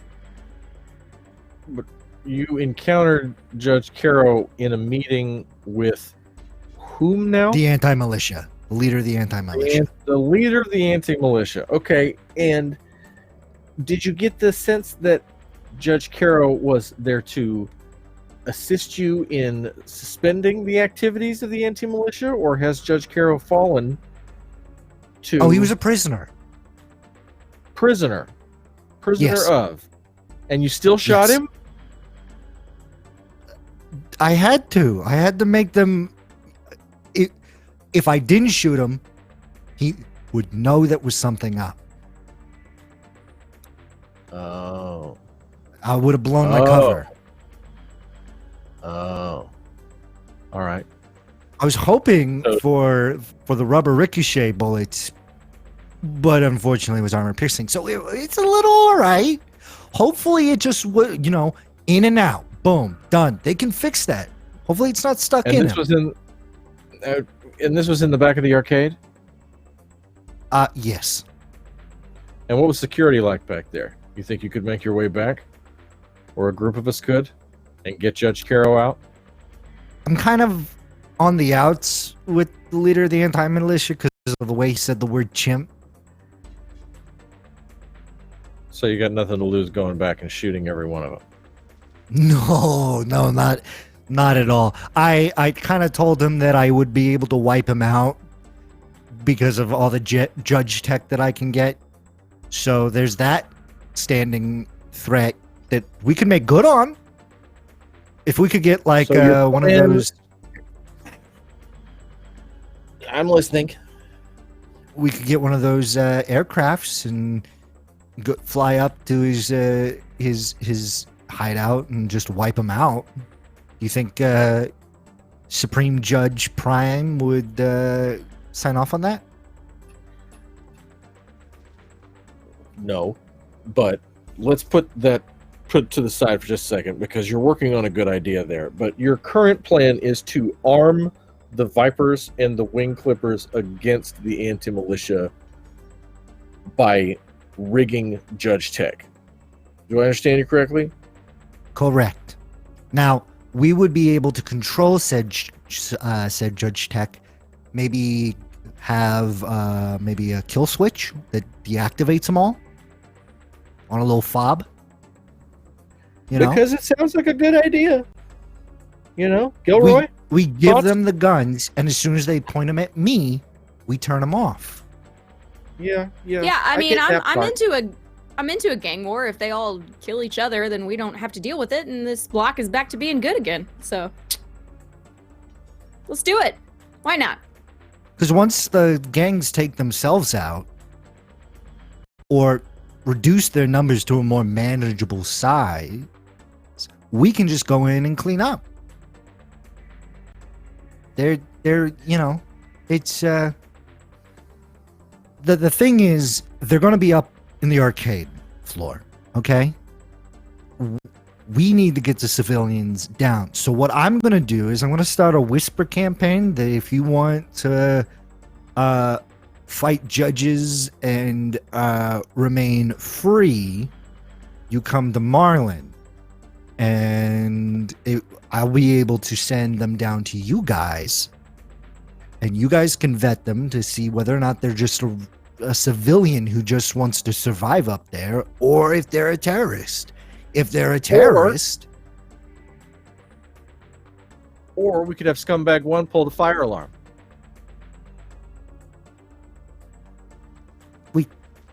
we could. Huh? All right, so okay. Grease goes over and he like writes it on a index card and puts it on the cork board. All right, so here's a plan. Here's all of our plans. So we just have to have contingencies, okay? So self-destruct button for all the guns, remote deactivation. Maybe we give faulty guns to the gang that isn't a big problem. You know, let's say the Wing Clippers are more easily managed than the Cage Vipers. So we give the Cage Vipers faulty equipment, so when they meet on the field of battle with the Wing Clippers, they just get mowed down. Hey, think of this. We don't have to worry about ISO cubes, because they'd all be dead. What does Judge Gilroy make of all of this? Because Judge Gilroy is kind of new on the scene, and so far you've just heard that a judge who was supposed to be dead, who isn't dead, who's held hostage, has been shot by one of the judges standing in front of you, and apparently their plan now is to start a gang war. Yeah. Judge Gilroy is... So here's the thing. This is his first assignment, right? So he's been doing all this training, and all these things all these years, but he's never been out on the block before. So in his mind, this is how it's supposed to be because that's how they're doing it, right? Like he has nothing else to go off of. So these people are spouting off all these crazy ideas, and in his head, he's just like, okay, I guess this is how it works. I don't want to be the unpopular one that's like, no, we can't do that. I want to be the cool guy. So I'm all right. I guess this is it. I'm going to learn from these people who've been out here far longer than I have, meaning like, a week. But he's not thinking about that. He just doesn't want to be seen as like the asshole that's stopping all the fun. And honestly, a gang war sounds kind of interesting and is so logical. It's very logical. They all kill each other, then we don't have to do anything, right? And the more people that are firing at each other, the more cool med stuff I get to do. And it's almost like an intern in the first few weeks of working in the hospital. They get all excited because there's like all this new stuff they've never been able to do before and new cases to be on and everything. So he's just going along with it. He's like, yeah, that sounds like a great idea. Really. Yeah, how do we make it happen? How do we make this happen? What can I do? All right. What can I do to help? All right. I like so that what attitude. you can do to help. Oh, all right. Reinhold, do you know what they can do? No, I admire your pluck. I like that attitude. Modern problems require modern solutions. And between Judge Tetley and the two of us, get a gang war going to form a vice around the anti-militia, force them out of hiding, and cut off the head of the snake. One of the things that Bald Man and Cranky Butt told me was that he puts the hits out, the Vipers execute. So, my idea is we take out the Vipers so the anti-militia don't have their hitmen. Now, if we can win over the Wing Clippers onto our side or Marlin's side, then the anti-militia has to come to me to execute these hits, in which now I can control what happens. So the So you goal wanna is to get arm the the Wing underlings, the underlings after each other first, not going after the big guys, right? No, not yet. We got Okay. to. It's a war of Smart. attrition, Gilroy. You got to take Right. away their resources Mm-hmm. before we take the city. You got to starve them before we storm the castle. Okay. But if I wanted to maybe save a couple of them, just to see how some new Oh techniques. no, what you have can. to be- is You that can. Okay? Okay. We need I've got some new to. techniques in mind, and I really want to just kind of like, get in there. But what I need Reinhold, Talon, and Waits to do is help me get some of the civilians on that block to safety. Because Right. once I'm 'Cause we don't wanna murder established up everyone. there, no, Just the we gang don't members. want civilians caught in the crossfire. Okay. My Got it. goal is to have this bloody battle where it is just the gangs, no civilians. Right. Yeah, I like that part. So How do we get them while- out of there? Scumbag 1, that's how. Got it. Oh, Fire the- alarm. Yeah. Specifically out, Operation Scumbag 1 pulls the fire alarm. So, while you are all plotting and planning how to start a gang war, if I have heard all of this correctly, and are spending some time trying to requisition some judge tech, if I'm right there, if you're still going ahead with that. This is what happens when Talon and Waits leave the dumb boys alone. We are going to cut over and see what Judge Waits is doing as she has stormed off from the group after hearing about some despicable acts apparently by Judge Grease. What's going through Judge Waits' mind right now? As you walk off and you just head up the stairs, no direction in mind, just to see what you find in this mega block. Judge Waits is thinking maybe there's something to Grease's idea, but that something is incredibly dangerous, incredibly unpredictable.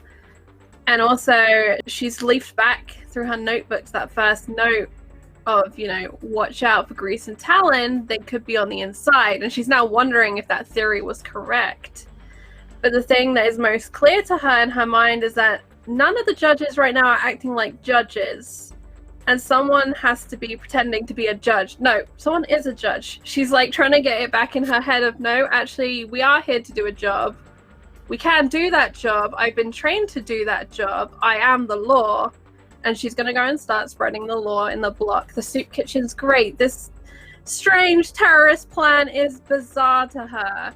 Their projects, they're ongoing. A lot of people are lying. She's very confused. She's going to go and do the straightforward thing.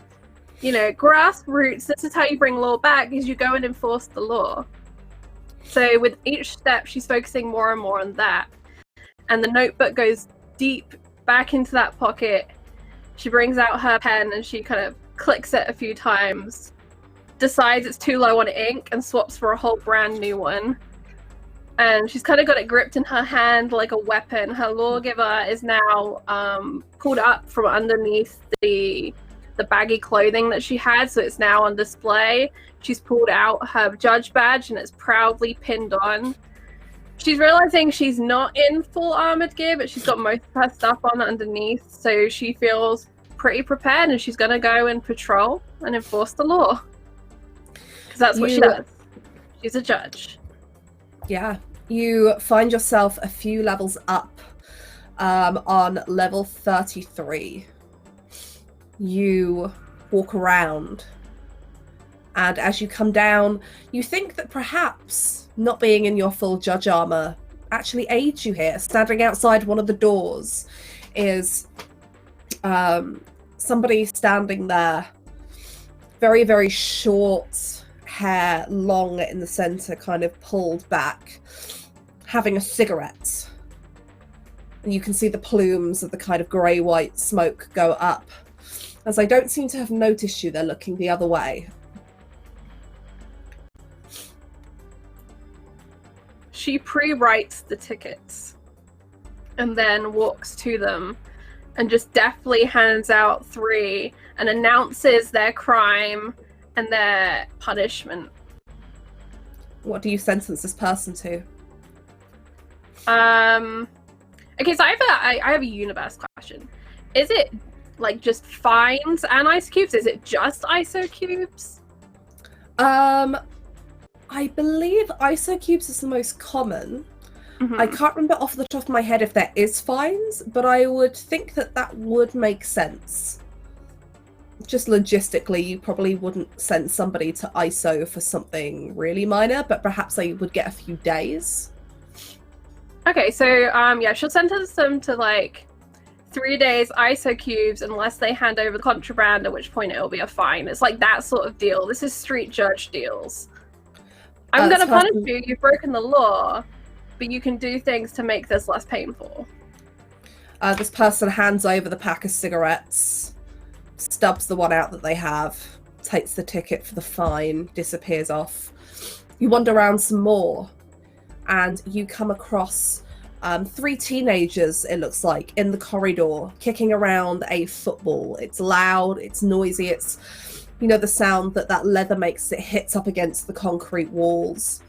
A woman comes out of one of the apartments and shouts down the hall at these kids, pack it in, put the ball away. She's tired of their screaming, and she's louder than they are screaming at them. One of the kids threatens to come over there and kick it against her door, and she threatens to put a knife through the football. Waits walks to the edge of this alley, and in a clear voice that isn't shouting, declares they have one opportunity to remove themselves from this public disturbance before she issues a ticket. and she will count to 3. And then click. The pen goes. I'd like you to roll for some intimidation here, Charlie. Okay, cool. I can do this. Alright, my intimidation gives me 1 dice. What's the base for it? Will? I guess you can go for will, yeah. What about reputation? Yeah, go on then, because you have got your judge badge on display. I do. Alright, that's gonna give me 3 dice. And I'm gonna use my 1 dice for my luck. How many luck do I have? Yeah, I'm gonna use 1 dice for my luck pool to make up to 4 dice.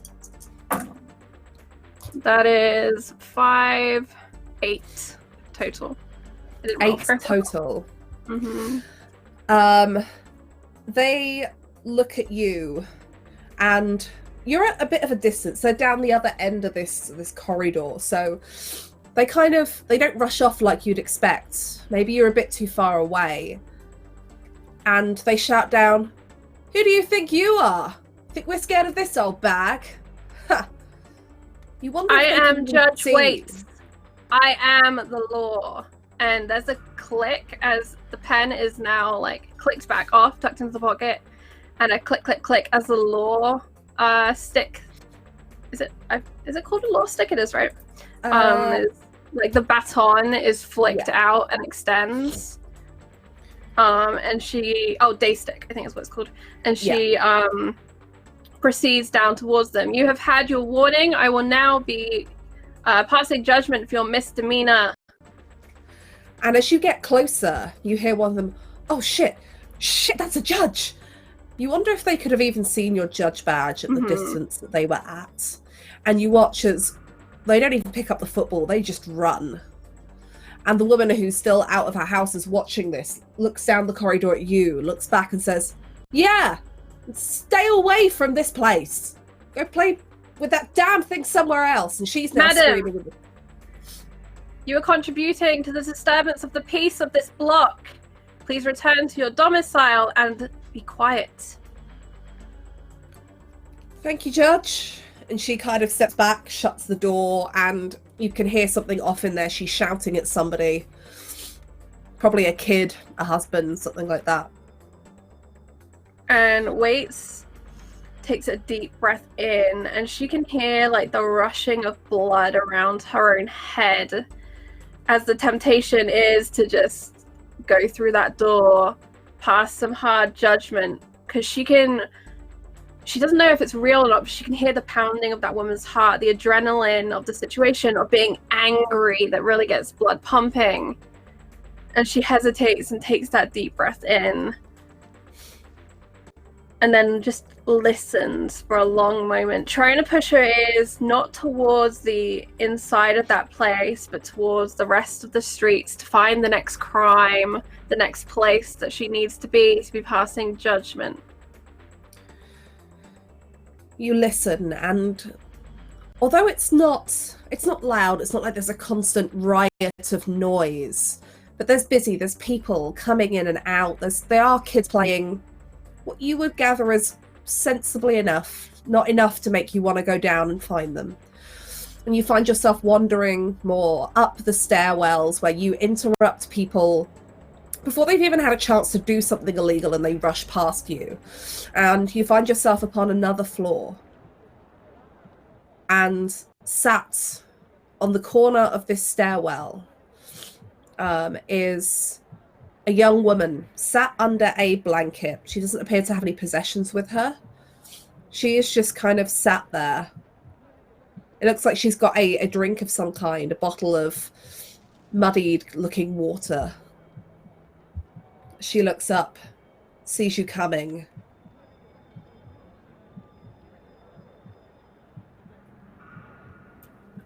What do you do?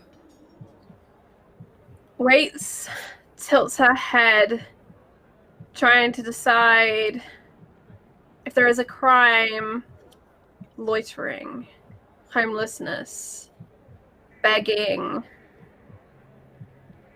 And then she goes back to the previous crime she's just created tickets for: disturbance of the peace, illegal substances.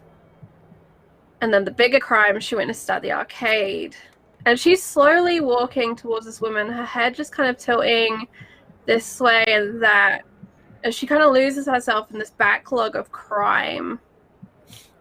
And you see the woman, this water, this bottle that she's holding, she puts it down. She moves the blanket off of herself and stands up as you approach.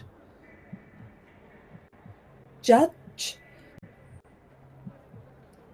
Yes. I am a judge.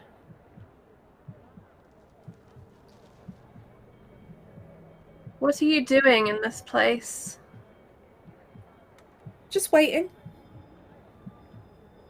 Who are you waiting for? Don't lie to a judge. I was hoping someone might see me and might offer to help me out. That's all. Are you in trouble? Are you in danger? No, Judge, no. It's just, well, you know, begging's illegal. I know that. Get me sent to the ISO cube. So I thought it's not begging if I sit and wait and I don't ask and someone's nice enough to give me something. Loitering and trespassing are also crimes. I live on this level. Where do you live? It's apartment Q10. And she'll very slowly turn in that direction, but there's something of that stare into middle distance. Waits isn't entirely connected to the present. You look past and the woman is pointing as the stairs just go up a little bit more down a corridor in that direction. Honestly, Judge, I wasn't begging. I wasn't asking nobody for nothing. Just thought that maybe someone might be kind enough. You know, that medic sometimes goes round and helps people out with food or something to drink. I just thought maybe if I just waited, someone might be kind, you know? Place at some life, though. I can't. I've got two little ones indoors. Two. Well, they're not indoors now. Well, there's not really a school here anymore, but there's a couple of the women. They help the kids with their numbers and their letters and that. I shall escort you back to your residence. You shall wait there for your children. I will advise you that the judges at the refuge have opened a kitchen which serves food to the populace. I heard we tried to go when it was open before, but it had all closed up by the time we got there. Come tomorrow. I will, Judge. Thank you. And she'll offer out a hand. And as she does, there's a shake to it, but she doesn't seem to notice it herself. And she's going to try and help this woman up. You help this woman up, and she takes your hand, and she looks at it. Stops for a second as you pull her up. And she picks up her blanket, and she stares just a bit too long, and kind of half letting go. Judge, are you all right? It's been a long day. We've been shot at. I've never seen someone's hands look like that. And you look down at your hands. Slowly, yeah, the eyes just slowly go down to the hand.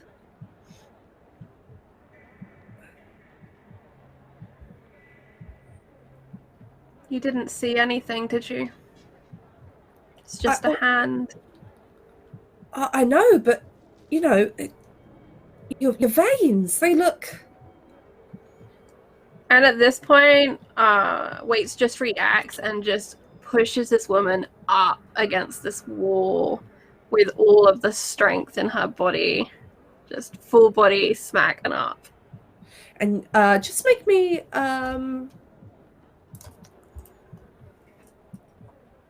Make me an endurance test, Charlie.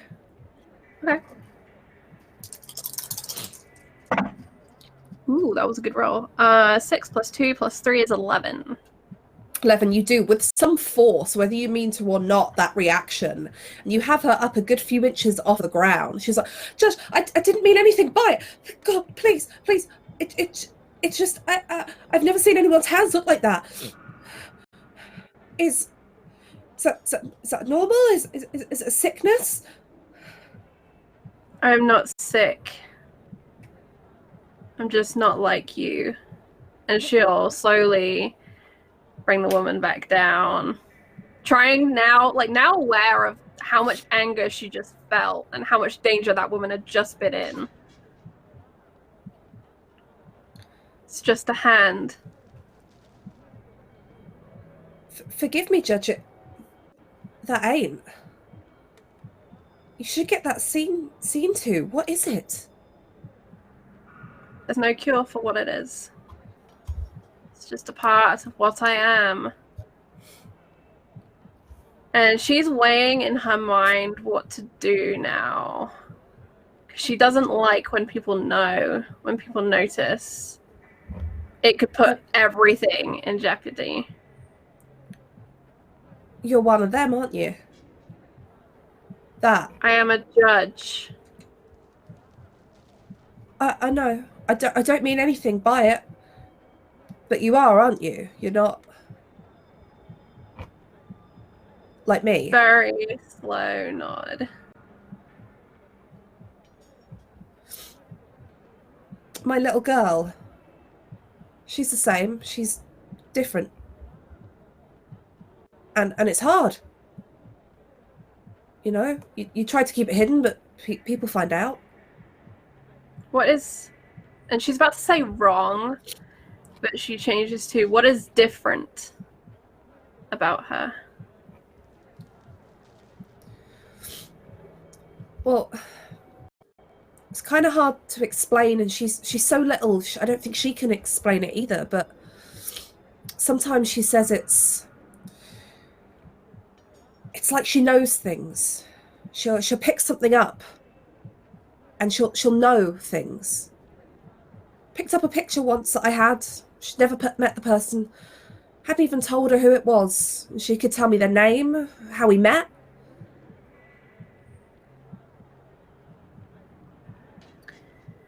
She would do well to meet Judge Reinhold.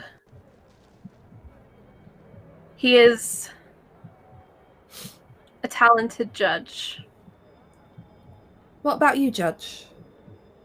What's yours? It'd make my little girl so happy to know that there's a judge That like is her. not how I am different. I am not like her.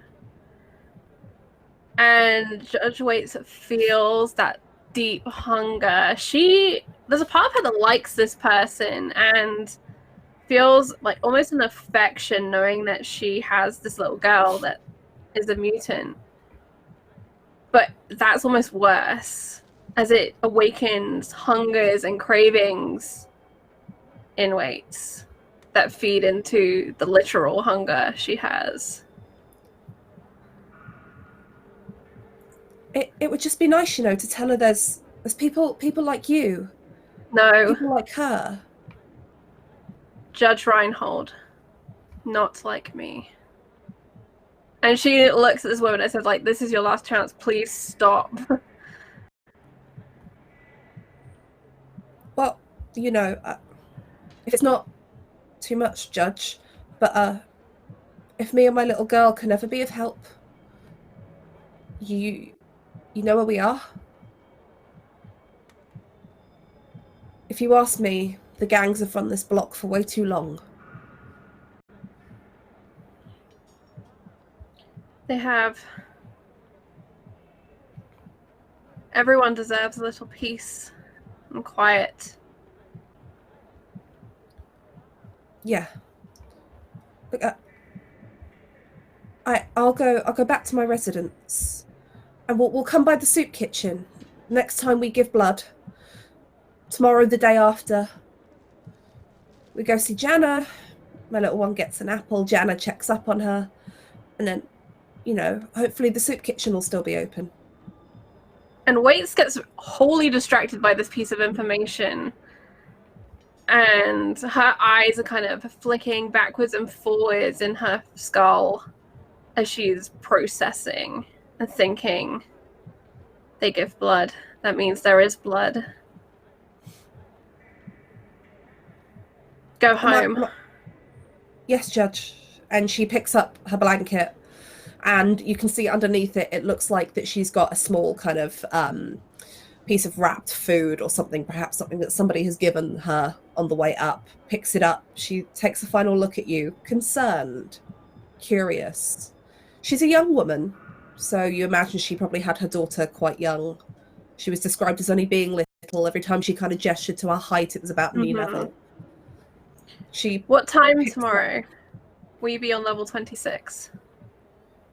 I don't know. Depends on how long, the little one's lessons go on. Take her early. And wait till think and suggest a time around, I guess, 8 a.m. Yeah. I will bring food. Do you think for she after could you maybe give blood. visit that judge you mentioned? Perhaps he will be there. She nods and takes off, leaving Judge Waits standing in this stairwell, struggling for control. And in the back of her mind, she's hatched a plan to intercept this woman, to take blood as the woman would have given to the hospital, but to keep that for herself. And in exchange, she'll make sure this woman and her child have food. And that's the plan that is in Waits' mind. She doesn't want to steal from the hospital. Stealing is a crime. But she can't quite think of a crime that is intercepting a donation to someone who needs blood. For a judge who's bringing law to the block, no one's going to get hurt. And she's clenched her fists so tight that the nails are digging into her palm. And you become acutely aware of this as you kind of come back to yourself in that moment after the woman's footsteps have disappeared, echoing off. And you have to take a moment in that stairwell. And we're going to switch back over to everybody else, along with Judge Talon. Judge Talon, you have walked Serena out to one of the wagons that you've called to have her placed in ISO.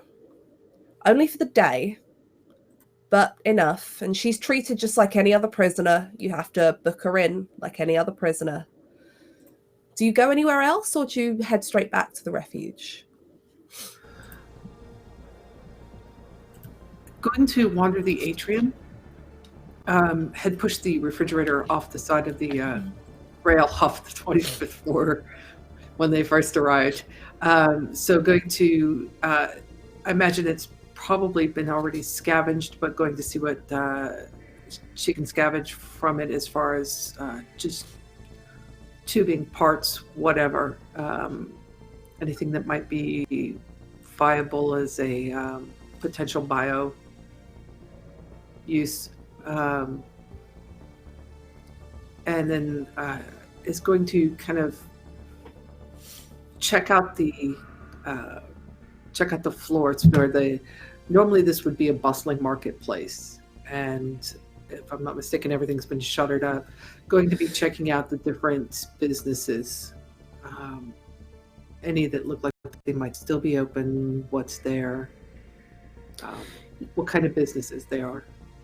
You wander around this kind of lower atrium, and you've been in other mega blocks where this is your general stores, clothing, anything that you might want to find. Most of the stores here look like they've been bombed out. There's some with the shutters down, and if you can manage to peer through them, you can see that there is no stock on the shelves. Perhaps they went out of business. Perhaps they were run out by the gangs. You do find a couple of food places open here. you do find 1 or 2 shops selling. They might be secondhand, they might be poorly made kind of clothes and electronics. But it's not the hustle and bustle you would expect. And it goes to show how much the gangs in this block control everything and why the arcade thrives so much. And you suspect that perhaps the arcade doing so well has come from the fact that a lot of this has been bombed out, burnt out, destroyed, and shut down. Definitely wants to talk to any of the food stalls that are open. Talk about supplies and how they're supplied and getting them supplies. Kind of creating a setting up that secondary supply source. You go over to one of the ones. The food looks a little bit better quality than some of the other stuff that you've seen. You do spot a few what look to be fresh ingredients, which is not something you're seeing a lot as you wander through here. And the person behind, this long hair that's been tied back in a like a low ponytail, this very grubby apron that's burnt. It's got a few holes in places as this person turned around. Yes. Oh, a judge, please. Raises his hand. Picks up what looks to be a patty of some kind and puts it into some bread. Wraps and says, "For you." First, I want to look at the exterior of the stall, and then at the person. I'm looking for any signs of gang markings because we know them now. Make me a. It's going to be intuition with perception. Okay.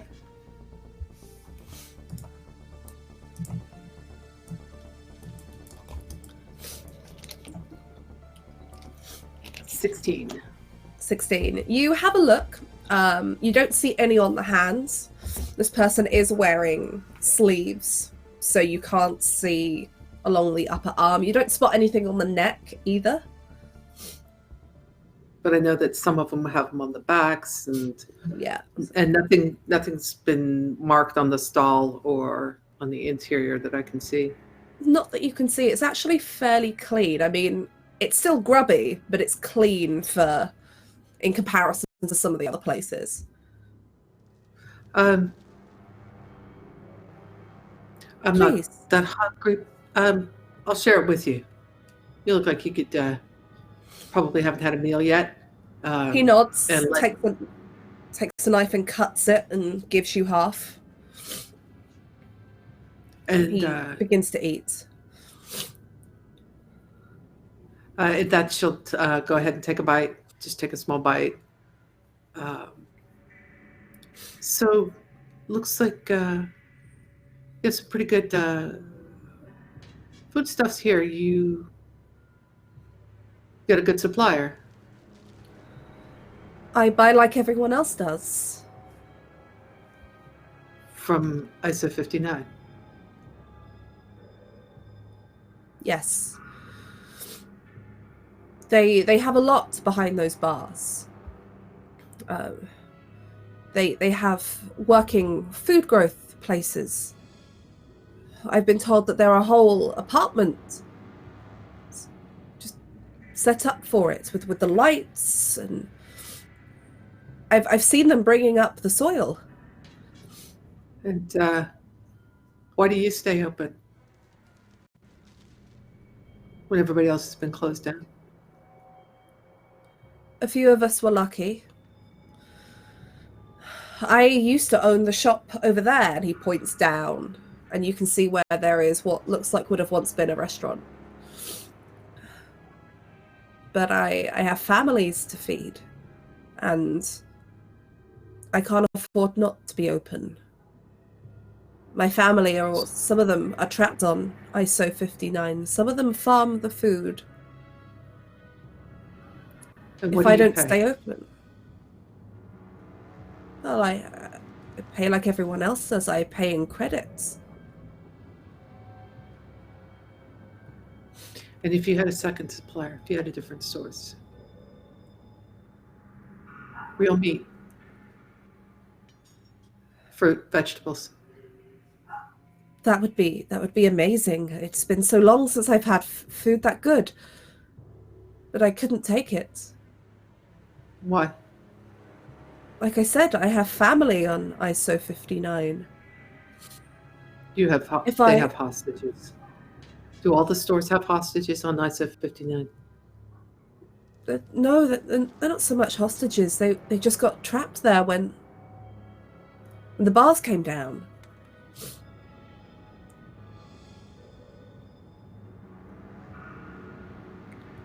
I buy from the Vipers. I give them credits, they give me food.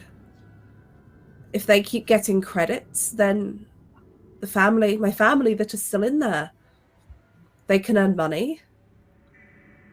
They can afford to buy food. They can afford to trade for medicine. Anything else they need. You see why it's not so simple. I see why it's not so simple. So you're saying that you buy from somebody else, they're going to kill your family. Not like that, but if I buy from somebody else, if we all buy from somebody else, the Vipers, they lose money. That means that they can't afford to pay. It used to be bad when it first happened. Nobody got paid. They started making money, they realized that no one was getting out, the bars were down. We don't have the tools to cut through them. Never have. And if you did? I don't even know. It's been so long since it's been that way. But you see that eventually people managed to get in charge. People managed to make sure that people were paid. If you cut them off, they could starve. There could be riots again. I'm sure you understand, Judge. I don't enjoy giving my money to criminals, but those criminals pay my friends, my family, people I know. And that money keeps them alive and healthy and fed.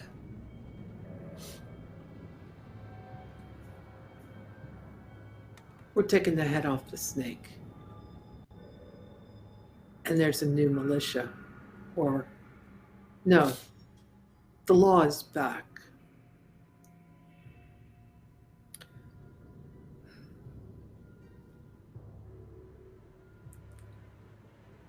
Things are going to be hard, but things are going to be better. Look, if... Are you willing? And he leans in closer. Many of us here, we would support you with that. We didn't just have stores, we had shops and businesses, all run out by the gangs. But most of us need to know that our friends, our family won't starve, be caught up in riots. There are no guarantees. Just as there were no guarantees when the gangs took over. But you know what's going to come after is worth the price. And it will be paid. The blood price has already been paid by the judges.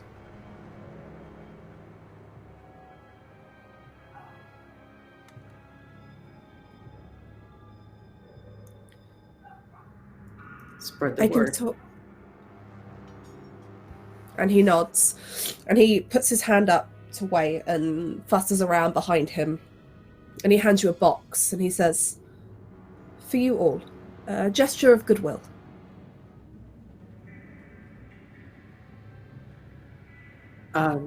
Talon's going to take the box without opening it, but as soon as out of sight of the stall, she's going to open it before, just because there are no guarantees. You open everybody it. has to be suspicious. And you look in, and it appears to be a box of very crudely made donuts. As you make your way back up to the refuge, you come across what looks to be a planning session. The corkboard has got more notes on it, more red string. As Judge Grease, Judge Reinhold and Judge Gilroy are here having a conversation. And Judge Grease has got, I imagine, that box of requisitioned bits and pieces out, some of the weapons from the armory. So, takes the box of donuts, sets it out, starts a pot of coffee, because better living through modern chemistry, and says, Serena's in ISO for a day, and she's going to go to the face change clinic. The anti-militia is the old civ defense. That's who runs the anti-militia. Yeah, the guy's really cranky. We're gonna start a gang war. Yeah, it's gonna be great. Wait. The old The Civ Civs- defense being the two judges or just the staff that used to be the Civ defense? Going way back.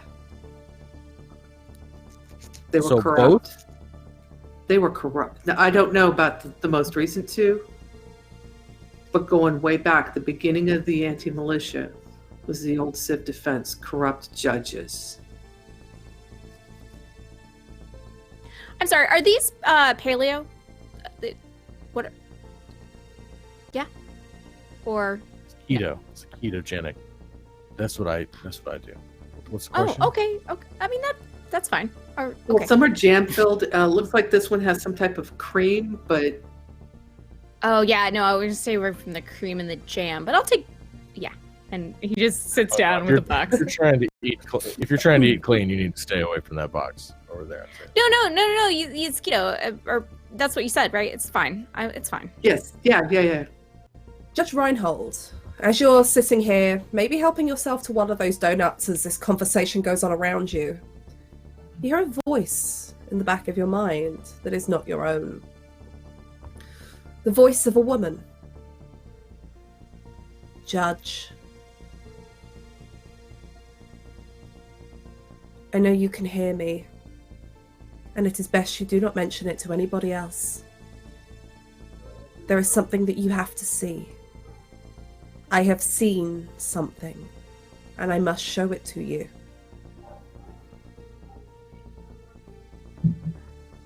You are the only one out of the 5 of you who would understand this.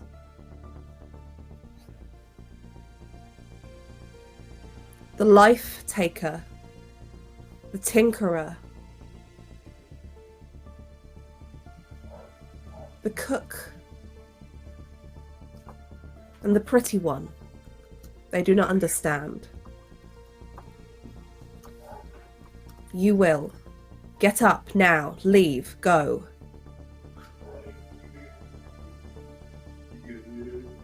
I do. I like stand up and go.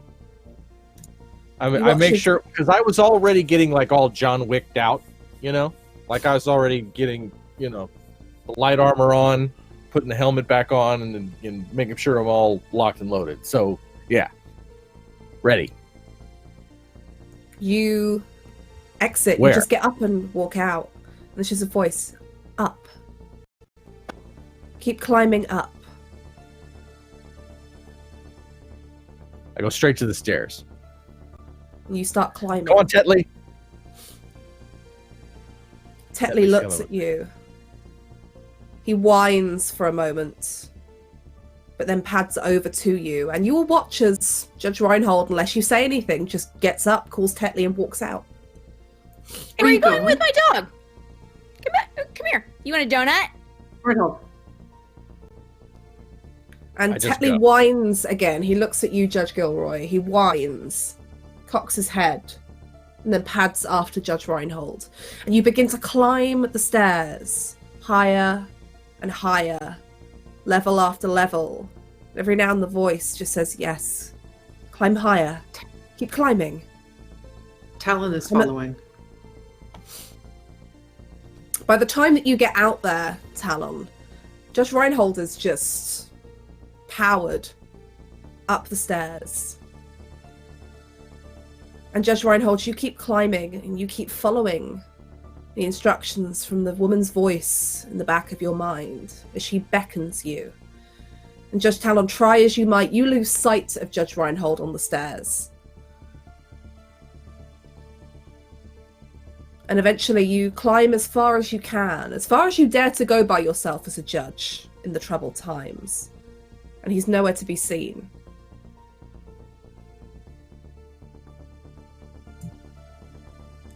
Once you make your way...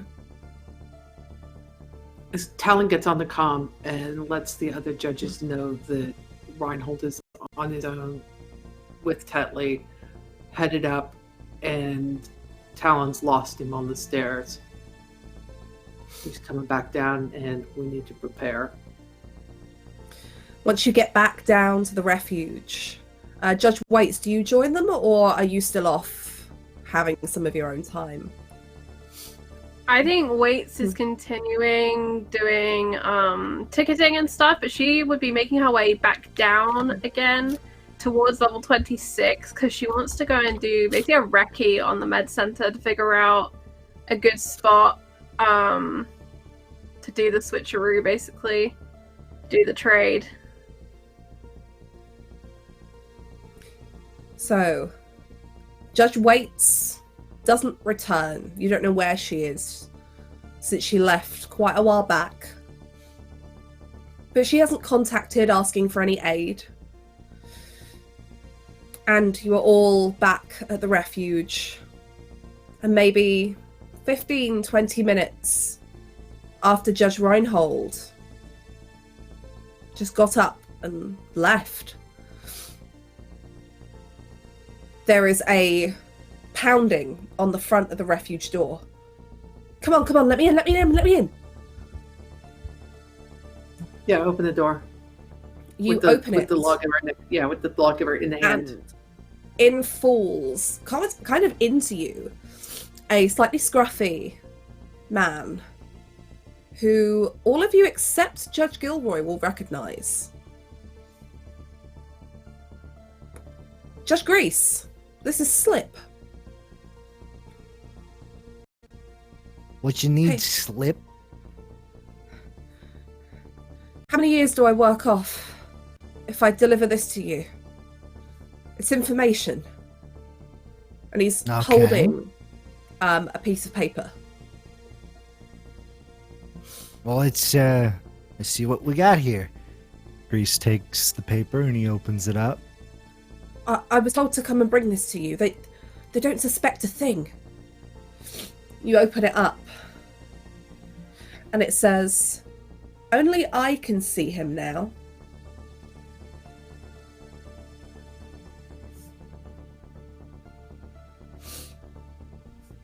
Who gave this to you? Some woman. I've seen her before. Seen her in the betting shop. Never spoken to her. She just stands there. She watches. You know, the bets that they play on the Tri-D TVs. Racing and that kind of thing. She just watches and cashes out. I was around the arcade. I heard what happened, so I thought it'd be a good time to, you know, poke my nose in while everyone's up in the air. She came and found me. Said she'd give me 300 credits if I took this down to the judges. I thought it's got to be important if it's coming down to you. No, Why? no, you What's it did say? good. That's judge information. You've worked off 3 years. 3 years. 3 years that's for good. bringing it. Yes. 3 years because you brought it to us. And if it turns out to be more, you may stand to work off a few more. This She's woman, really what does she creepy look though. like? What does she look like? She's tall, kind of brown hair that goes blonde right at the ends. She's real creepy though. Doesn't seem like she's always, you know, like when you're talking to someone and they've taken like way too much cinema. or any one of the relaxant types, and they're kind of only half there. She's like that, but she didn't have the big pupils or, the unsteady balance. I don't know, she's real creepy. Clipper, Viper, or Militia? No, like I said, I've just seen her in the betting shop. She's just a bit odd, the kind of person you remember. You did good. Oh, by the way, I need you to spread some information. I want you to go up to the arcade and start planting some seeds. Tell the wing clippers and the vipers that if they want judge tech, they can come to me, not the anti-militia. Come here. Me be no. You say Marlon Brando. Right, and when they say where's he, where do I send them? You send them to the elevator. But the elevator don't work. I know. All right. You send them to the elevator, and I'll meet them there. Right, and then I should come tell you when I've sent them to the elevator? Oh, yes. Radio in. Let's say for every successful terrorist that you bring me, we give you 2 years off. I mean, if you say that's legal, Judge, I'm going to go with it. I'm not in a position to complain. Now, if you want to help me out a little bit more and maybe reduce it by, let's say, 50 years ahead, if you can get me all the civilians who don't want conflict over to the elevator, I will start lowering your 900 years at an exponential rate. So you want me to find Tell them both the people trying to kill you and the ones not trying to kill you and send them both to the elevator and then tell you which one is which? Yes. Essentially. Tell Right. the ones that want to get out. Tell them to come get their food tomorrow. Soup kitchen's open tomorrow. Yeah, of course, yeah, we'll do.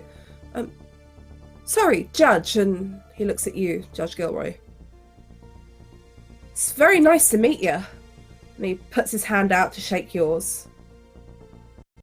I look at I'm gonna look at Judge Grease and just kind of give a questioning, like, is this okay? What's happening? But it's just a look, like, okay, cool. He reads it and he gives a thumbs up. Yeah. All right, I'll shake his hand. And You shake nice your to hand. meet you too.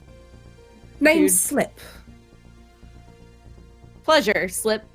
Not Judge. because I'm clumsy. It's just I bet a lot. That's all. Yep, right. I'm a judge. Good to meet you.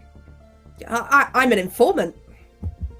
I was on the very cool. wrong path, and this good wonderful chimp here set me on the right path. And you get the feeling there's a little bit of flattery happening here. Of course. There's a little bit of trying to make himself look good. Yeah. I'm cool. Good story, bro. See you later. You need anything? Because I can I Yeah, like to be I'm good. I like to be welcoming. Uh-huh. I mean, I know I wasn't to some of you, but cleared that up. Are you mayor or something? What do you need from me? Why are we still talking? You get the feeling he's trying to make a good impression. Uh-huh. You're not sure why. You don't know what the history is here. Right. But you feel like he's trying to put himself forward as, someone who cares, who's useful, who can do a lot Right. for you. Gilroy is very it's- suspicious. suspicious. So he's just like not gonna give him any more than that. Like, why are He you still talking to senses- me? You're Grease's He senses the person. suspicion. And he's Mhm. like, I guess I'll go get some people to the elevator then, yeah? Good And plan. he goes to the door and he looks out and he darts out, leaving you probably quite bemused. Yeah, Grease, who is that? That's my informant Slip. He tried to kill us, and I bashed his brains in. Oh, so he's like real dumb now. Is that what happened? He seems real dumb. No, he's dumb. He's a criminal. Criminals are all Okay. dumb, except No, for me. mostly. Well, you're a judge, Exactly. though. Yeah. Yeah, You're but I smart, have to dumb be a criminal judge. criminal. Okay. I have to be a criminal. Got it. Marlon, Crim. Yes. been talking to the shopkeepers. They're with us Mhm. if we can supply them. But they got family upstairs in ISA 59. That's why That's we're where they're trying to growing get their him out. food. Right. We can't get them Oh, out. that's from where they're ISA growing their food? 59. That's where they're growing their food. And Talon's going to relay everything that she got from the shopkeepers about the families behind there, about the bars, about the way the economy, just give them a quick rundown on the whole economy and the way it works. They're with us. We set up new supply. They know there's going to be a cost. Not everybody's going to make it, but they're with us. But we need to set up that new supply line. And I think maybe Marlon might figure that into his plans a little. Hmm. How can we help that? Well, if it's the gang's food, what I would Yeah. do is just burn the crops and salt the fields. We can't get to them. It's up on ISA 59 behind the bars. But Marlon can. Give me some time. I can set us up something real nice. Once their food starts running out, then they'll be more pliable. They'll be more pliable because they'll be hungry. Then I will give them food. Then they will listen to me. Once they listen to me, we take out the anti-militia. I like it. All right. Another plan on the board. Right. as you So I'm put going to set up this- Sorry, go supply on. lines. Yeah, I was going to say. So Talon's plan is to set up the supply lines of food and that type and consumer goods in through the shopkeepers down in the atrium and the other stores, so that they can start refusing from the Vipers. And sorry, my brain just kind of went in 6 different directions. Setting that up, keep the soup kitchens running, and let them start refusing the food that comes out, or just taking the food, and we'll figure something out with it. But Okay. yeah, that's, You pin all of these onto your board, and then as you go to pin up, you realize the piece of paper in your hand. Only I can see him now. None of you realize the importance of this piece of paper at that very moment until hours pass, and it goes late into the night as some of you then have to split into shifts, and Judge Reinhold has not returned. And that letter over the hours feels more and more like a threat. Feels more and more like a taunt. And Judge Reinhold, you climbed the stairs and you kept climbing, listening to the voice. And then all you remember is waking up. And you're looking at the face of a woman, a tall woman with dark hair that goes blonde at the ends. As she looks at you and says, "Ah, I can see you now." And I think that is a good place to end tonight's show. I think that's a terrible place to end the show. I think a beautiful place to end the night's show. As Reinhold says lovingly up at my new wife, as I've decided she will be. Let's go around, do all of our fun outro stuff. But before we do that, I do have a poll set up for Judge of the Week. Judge of the Week is the poll in which you, my good friends in chat, decide which judge is the best judge of the week, and they get a cool thing from Virginia. What are we getting this week, Virginia? This week, so we had a skill increase last week, so it's going to be a stat increase this week to keep the odds and evens going on that. And the judge in question can have their choice of a narrative boon that they can call on at any time to help them out, or they can pick a cool item to requisition. Ooh, choices. So I'm going to start that poll right now. 0 will be Waits, 1 will be Grease, 2 will be Gilroy, 3 will be Reinhold, and 4 will be Talon. Choose. There you go. It's live. Right, let's go around, say who we are, where we can find ourselves on the internet, and your favorite moment of today's session. And we'll go around the way that we started, coming back to Virginia at the end. And Cleric, how are you doing? Hey, I'm doing all right. Every week it gets a little deeper. It gets a little deeper and a little bit more complex and a little bit scarier in a lot of ways. Definitely starting to feel that pressure of being outmanned, facing those overwhelming odds. That's starting to really kind of sink in. Hi, I'm Kat. I'm at Clerk of Cord. I play games on the internet with my friends, and I'm here every Friday playing Judge Dredd with these wonderful people. There's some good stuff coming up in the next couple of weeks. Keep your eye out for that. And my favorite moment, I think my favorite moment was Judge Waits and the woman on the stairs. That was a really cool moment that gave us a lot of out-of-game insight into Charlie's character, and I really enjoyed that. That was really nice. Really enjoyed it. I enjoyed it a lot too.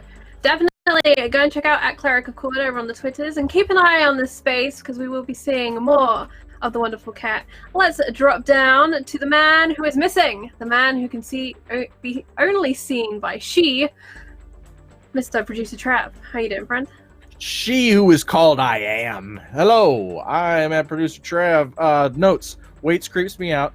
I liked Grease at the beginning as the guy whose plan worked too well, you know? And he's like, look, it's bad. I totally killed it in there, and then I shot a guy. I love Virginia's dazed. I love Virginia's dazed and terrified civilians and her villains with their smug faces and British accents.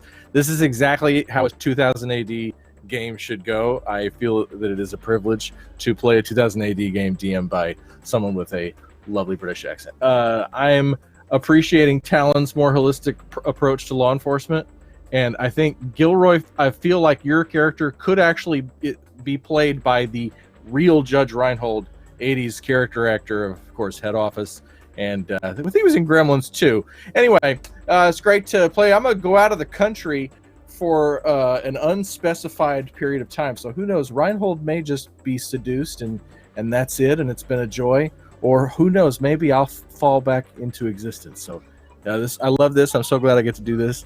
Thank you, everybody, and have fun. See you soon. All right, I'm going to reopen the poll because we only had 3 votes. That's unacceptable. Get a vote in this poll to decide who is Judge of the Week. And let's dive on around to the wonderful Birdie who plays Gilroy. How are you doing, friend? That's me. Hey guys, I'm Birdie, aka the Birdiesaurus, and I think that I had 2 favorite parts of this week. One was Virginia's preciously adorable sniffling throughout the entire game, and how you just still managed to power through it and put on a great episode. So thank you. And secondly would be Producer Trav, man.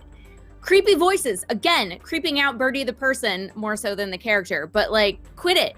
I can't deal with this in my life. I have nightmares after every show I do with you. But yeah, that was a fun one. I'm excited to see what happens.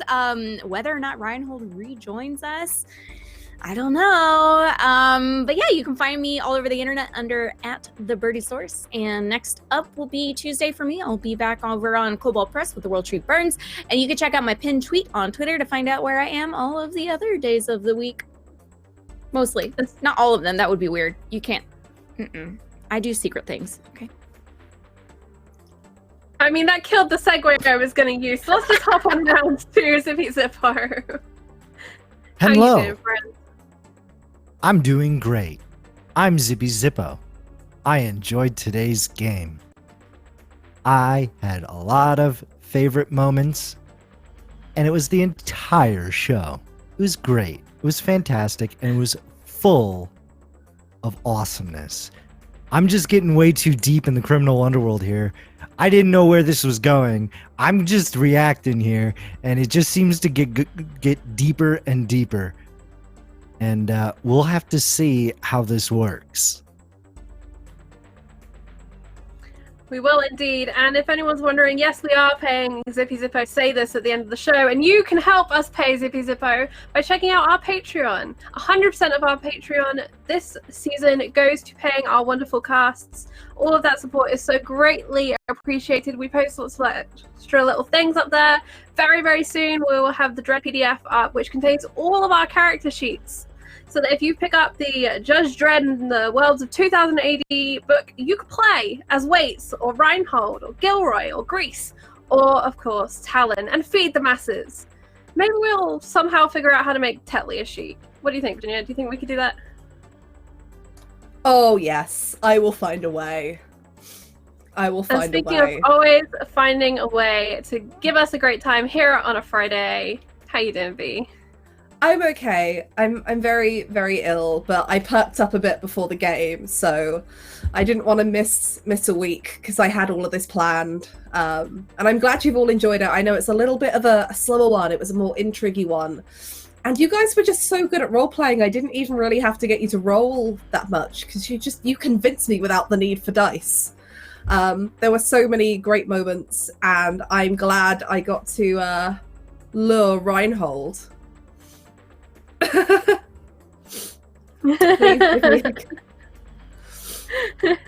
that for Tetley, Trav? Is that who you want the character sheet for? Okay, I'll sort that out for you. I need Tetley's character sheet. It's important. It's just so I know what he's capable of. I will find a way. I don't know how dogs are done in this, but I will investigate. The same wonderful game designer who gave us Tribbles in Modiphius's Star Trek system. So I fully believe Virginia will give us a Judge Tetley. If anyone doesn't know that I work for Modiphius, I do, and I'm also responsible for creating triple player characters. Not just any, but a whole life path system that's slightly different from the core book life path system because that didn't work for Tribbles. And Borg Tribbles, I did that too. But yes. In case you're wondering how dark her mind is, Borg Tribbles. I'll have you know the Borg Tribbles are adorable and the backstory behind them is amazing. You know, the Borg the long story short is the Borg assimilated some Tribbles and didn't realise just quite how rapidly they bred. And so the Tribbles eventually kind of took over the ship just through sheer population and now show up on other worlds, unsuspecting worlds, acting all cute and fluffy and slowly assimilate that way. Now, V, you did make a very exciting announcement today to move back away from Tribbles and to the one that is you. I did. So hopefully starting soon over on my channel at Tabletop Horde, which doesn't have any content yet, I'm going to be starting, hopefully this side of the year, a stream on a Wednesday, which is called RPG Book Horde one-shots, because this whole bookcase behind me is full of lots of wonderful games, and lots of which I haven't had the chance to run or play because, you know, life and job. And so I wanted to invite some awesome people on, all of these wonderful people I get to play with, to basically GM some one-shots for it. and have a load of fun there. So please keep an eye on my Twitter, which is @tabletop-horde, which is where I'll post updates as I move along in that. And once I have some dates announced and people to talk about who are going to be on it. And head over and preemptively follow my channel, twitch.tv/tabletop-horde. So you'll get the notification when we do go live and when stuff gets updated on there too. You can also find me at Red Moon Roleplaying, doing the Descent into Avernus podcast, which is now on its 3rd or 4th episode. Things are getting real. It's getting fun. And on Thursdays, you can find me with Charlie playing After the Fire, where things are about to get real. Really real. I love you, Mum. They are. Wow, I think it's going to get real. All right, so as we wrap up today, a couple of important things to say. Virginia, does our law meter change, or do we remain at 2 today? It remains at 2 today. Awesome. With that in mind, then, I will let you know that Waits won the poll twice. We did get some more votes in, but Waits still wins. And I think we'll have a conversation this week about what her boon is going to be. I think we're going to go narrative. I think mechanically she's doing pretty good, but I think we're going to go narrative. With all of that said, I would like to remind you all to have an amazing weekend, to roll some dice, hang out with some friends, drop a loved one a message to say hey, and to not roll too many net ones, because we want to be there laughing when you do. Hang around, we're going to go raid the channel. We'll see you very soon. Good night, everybody.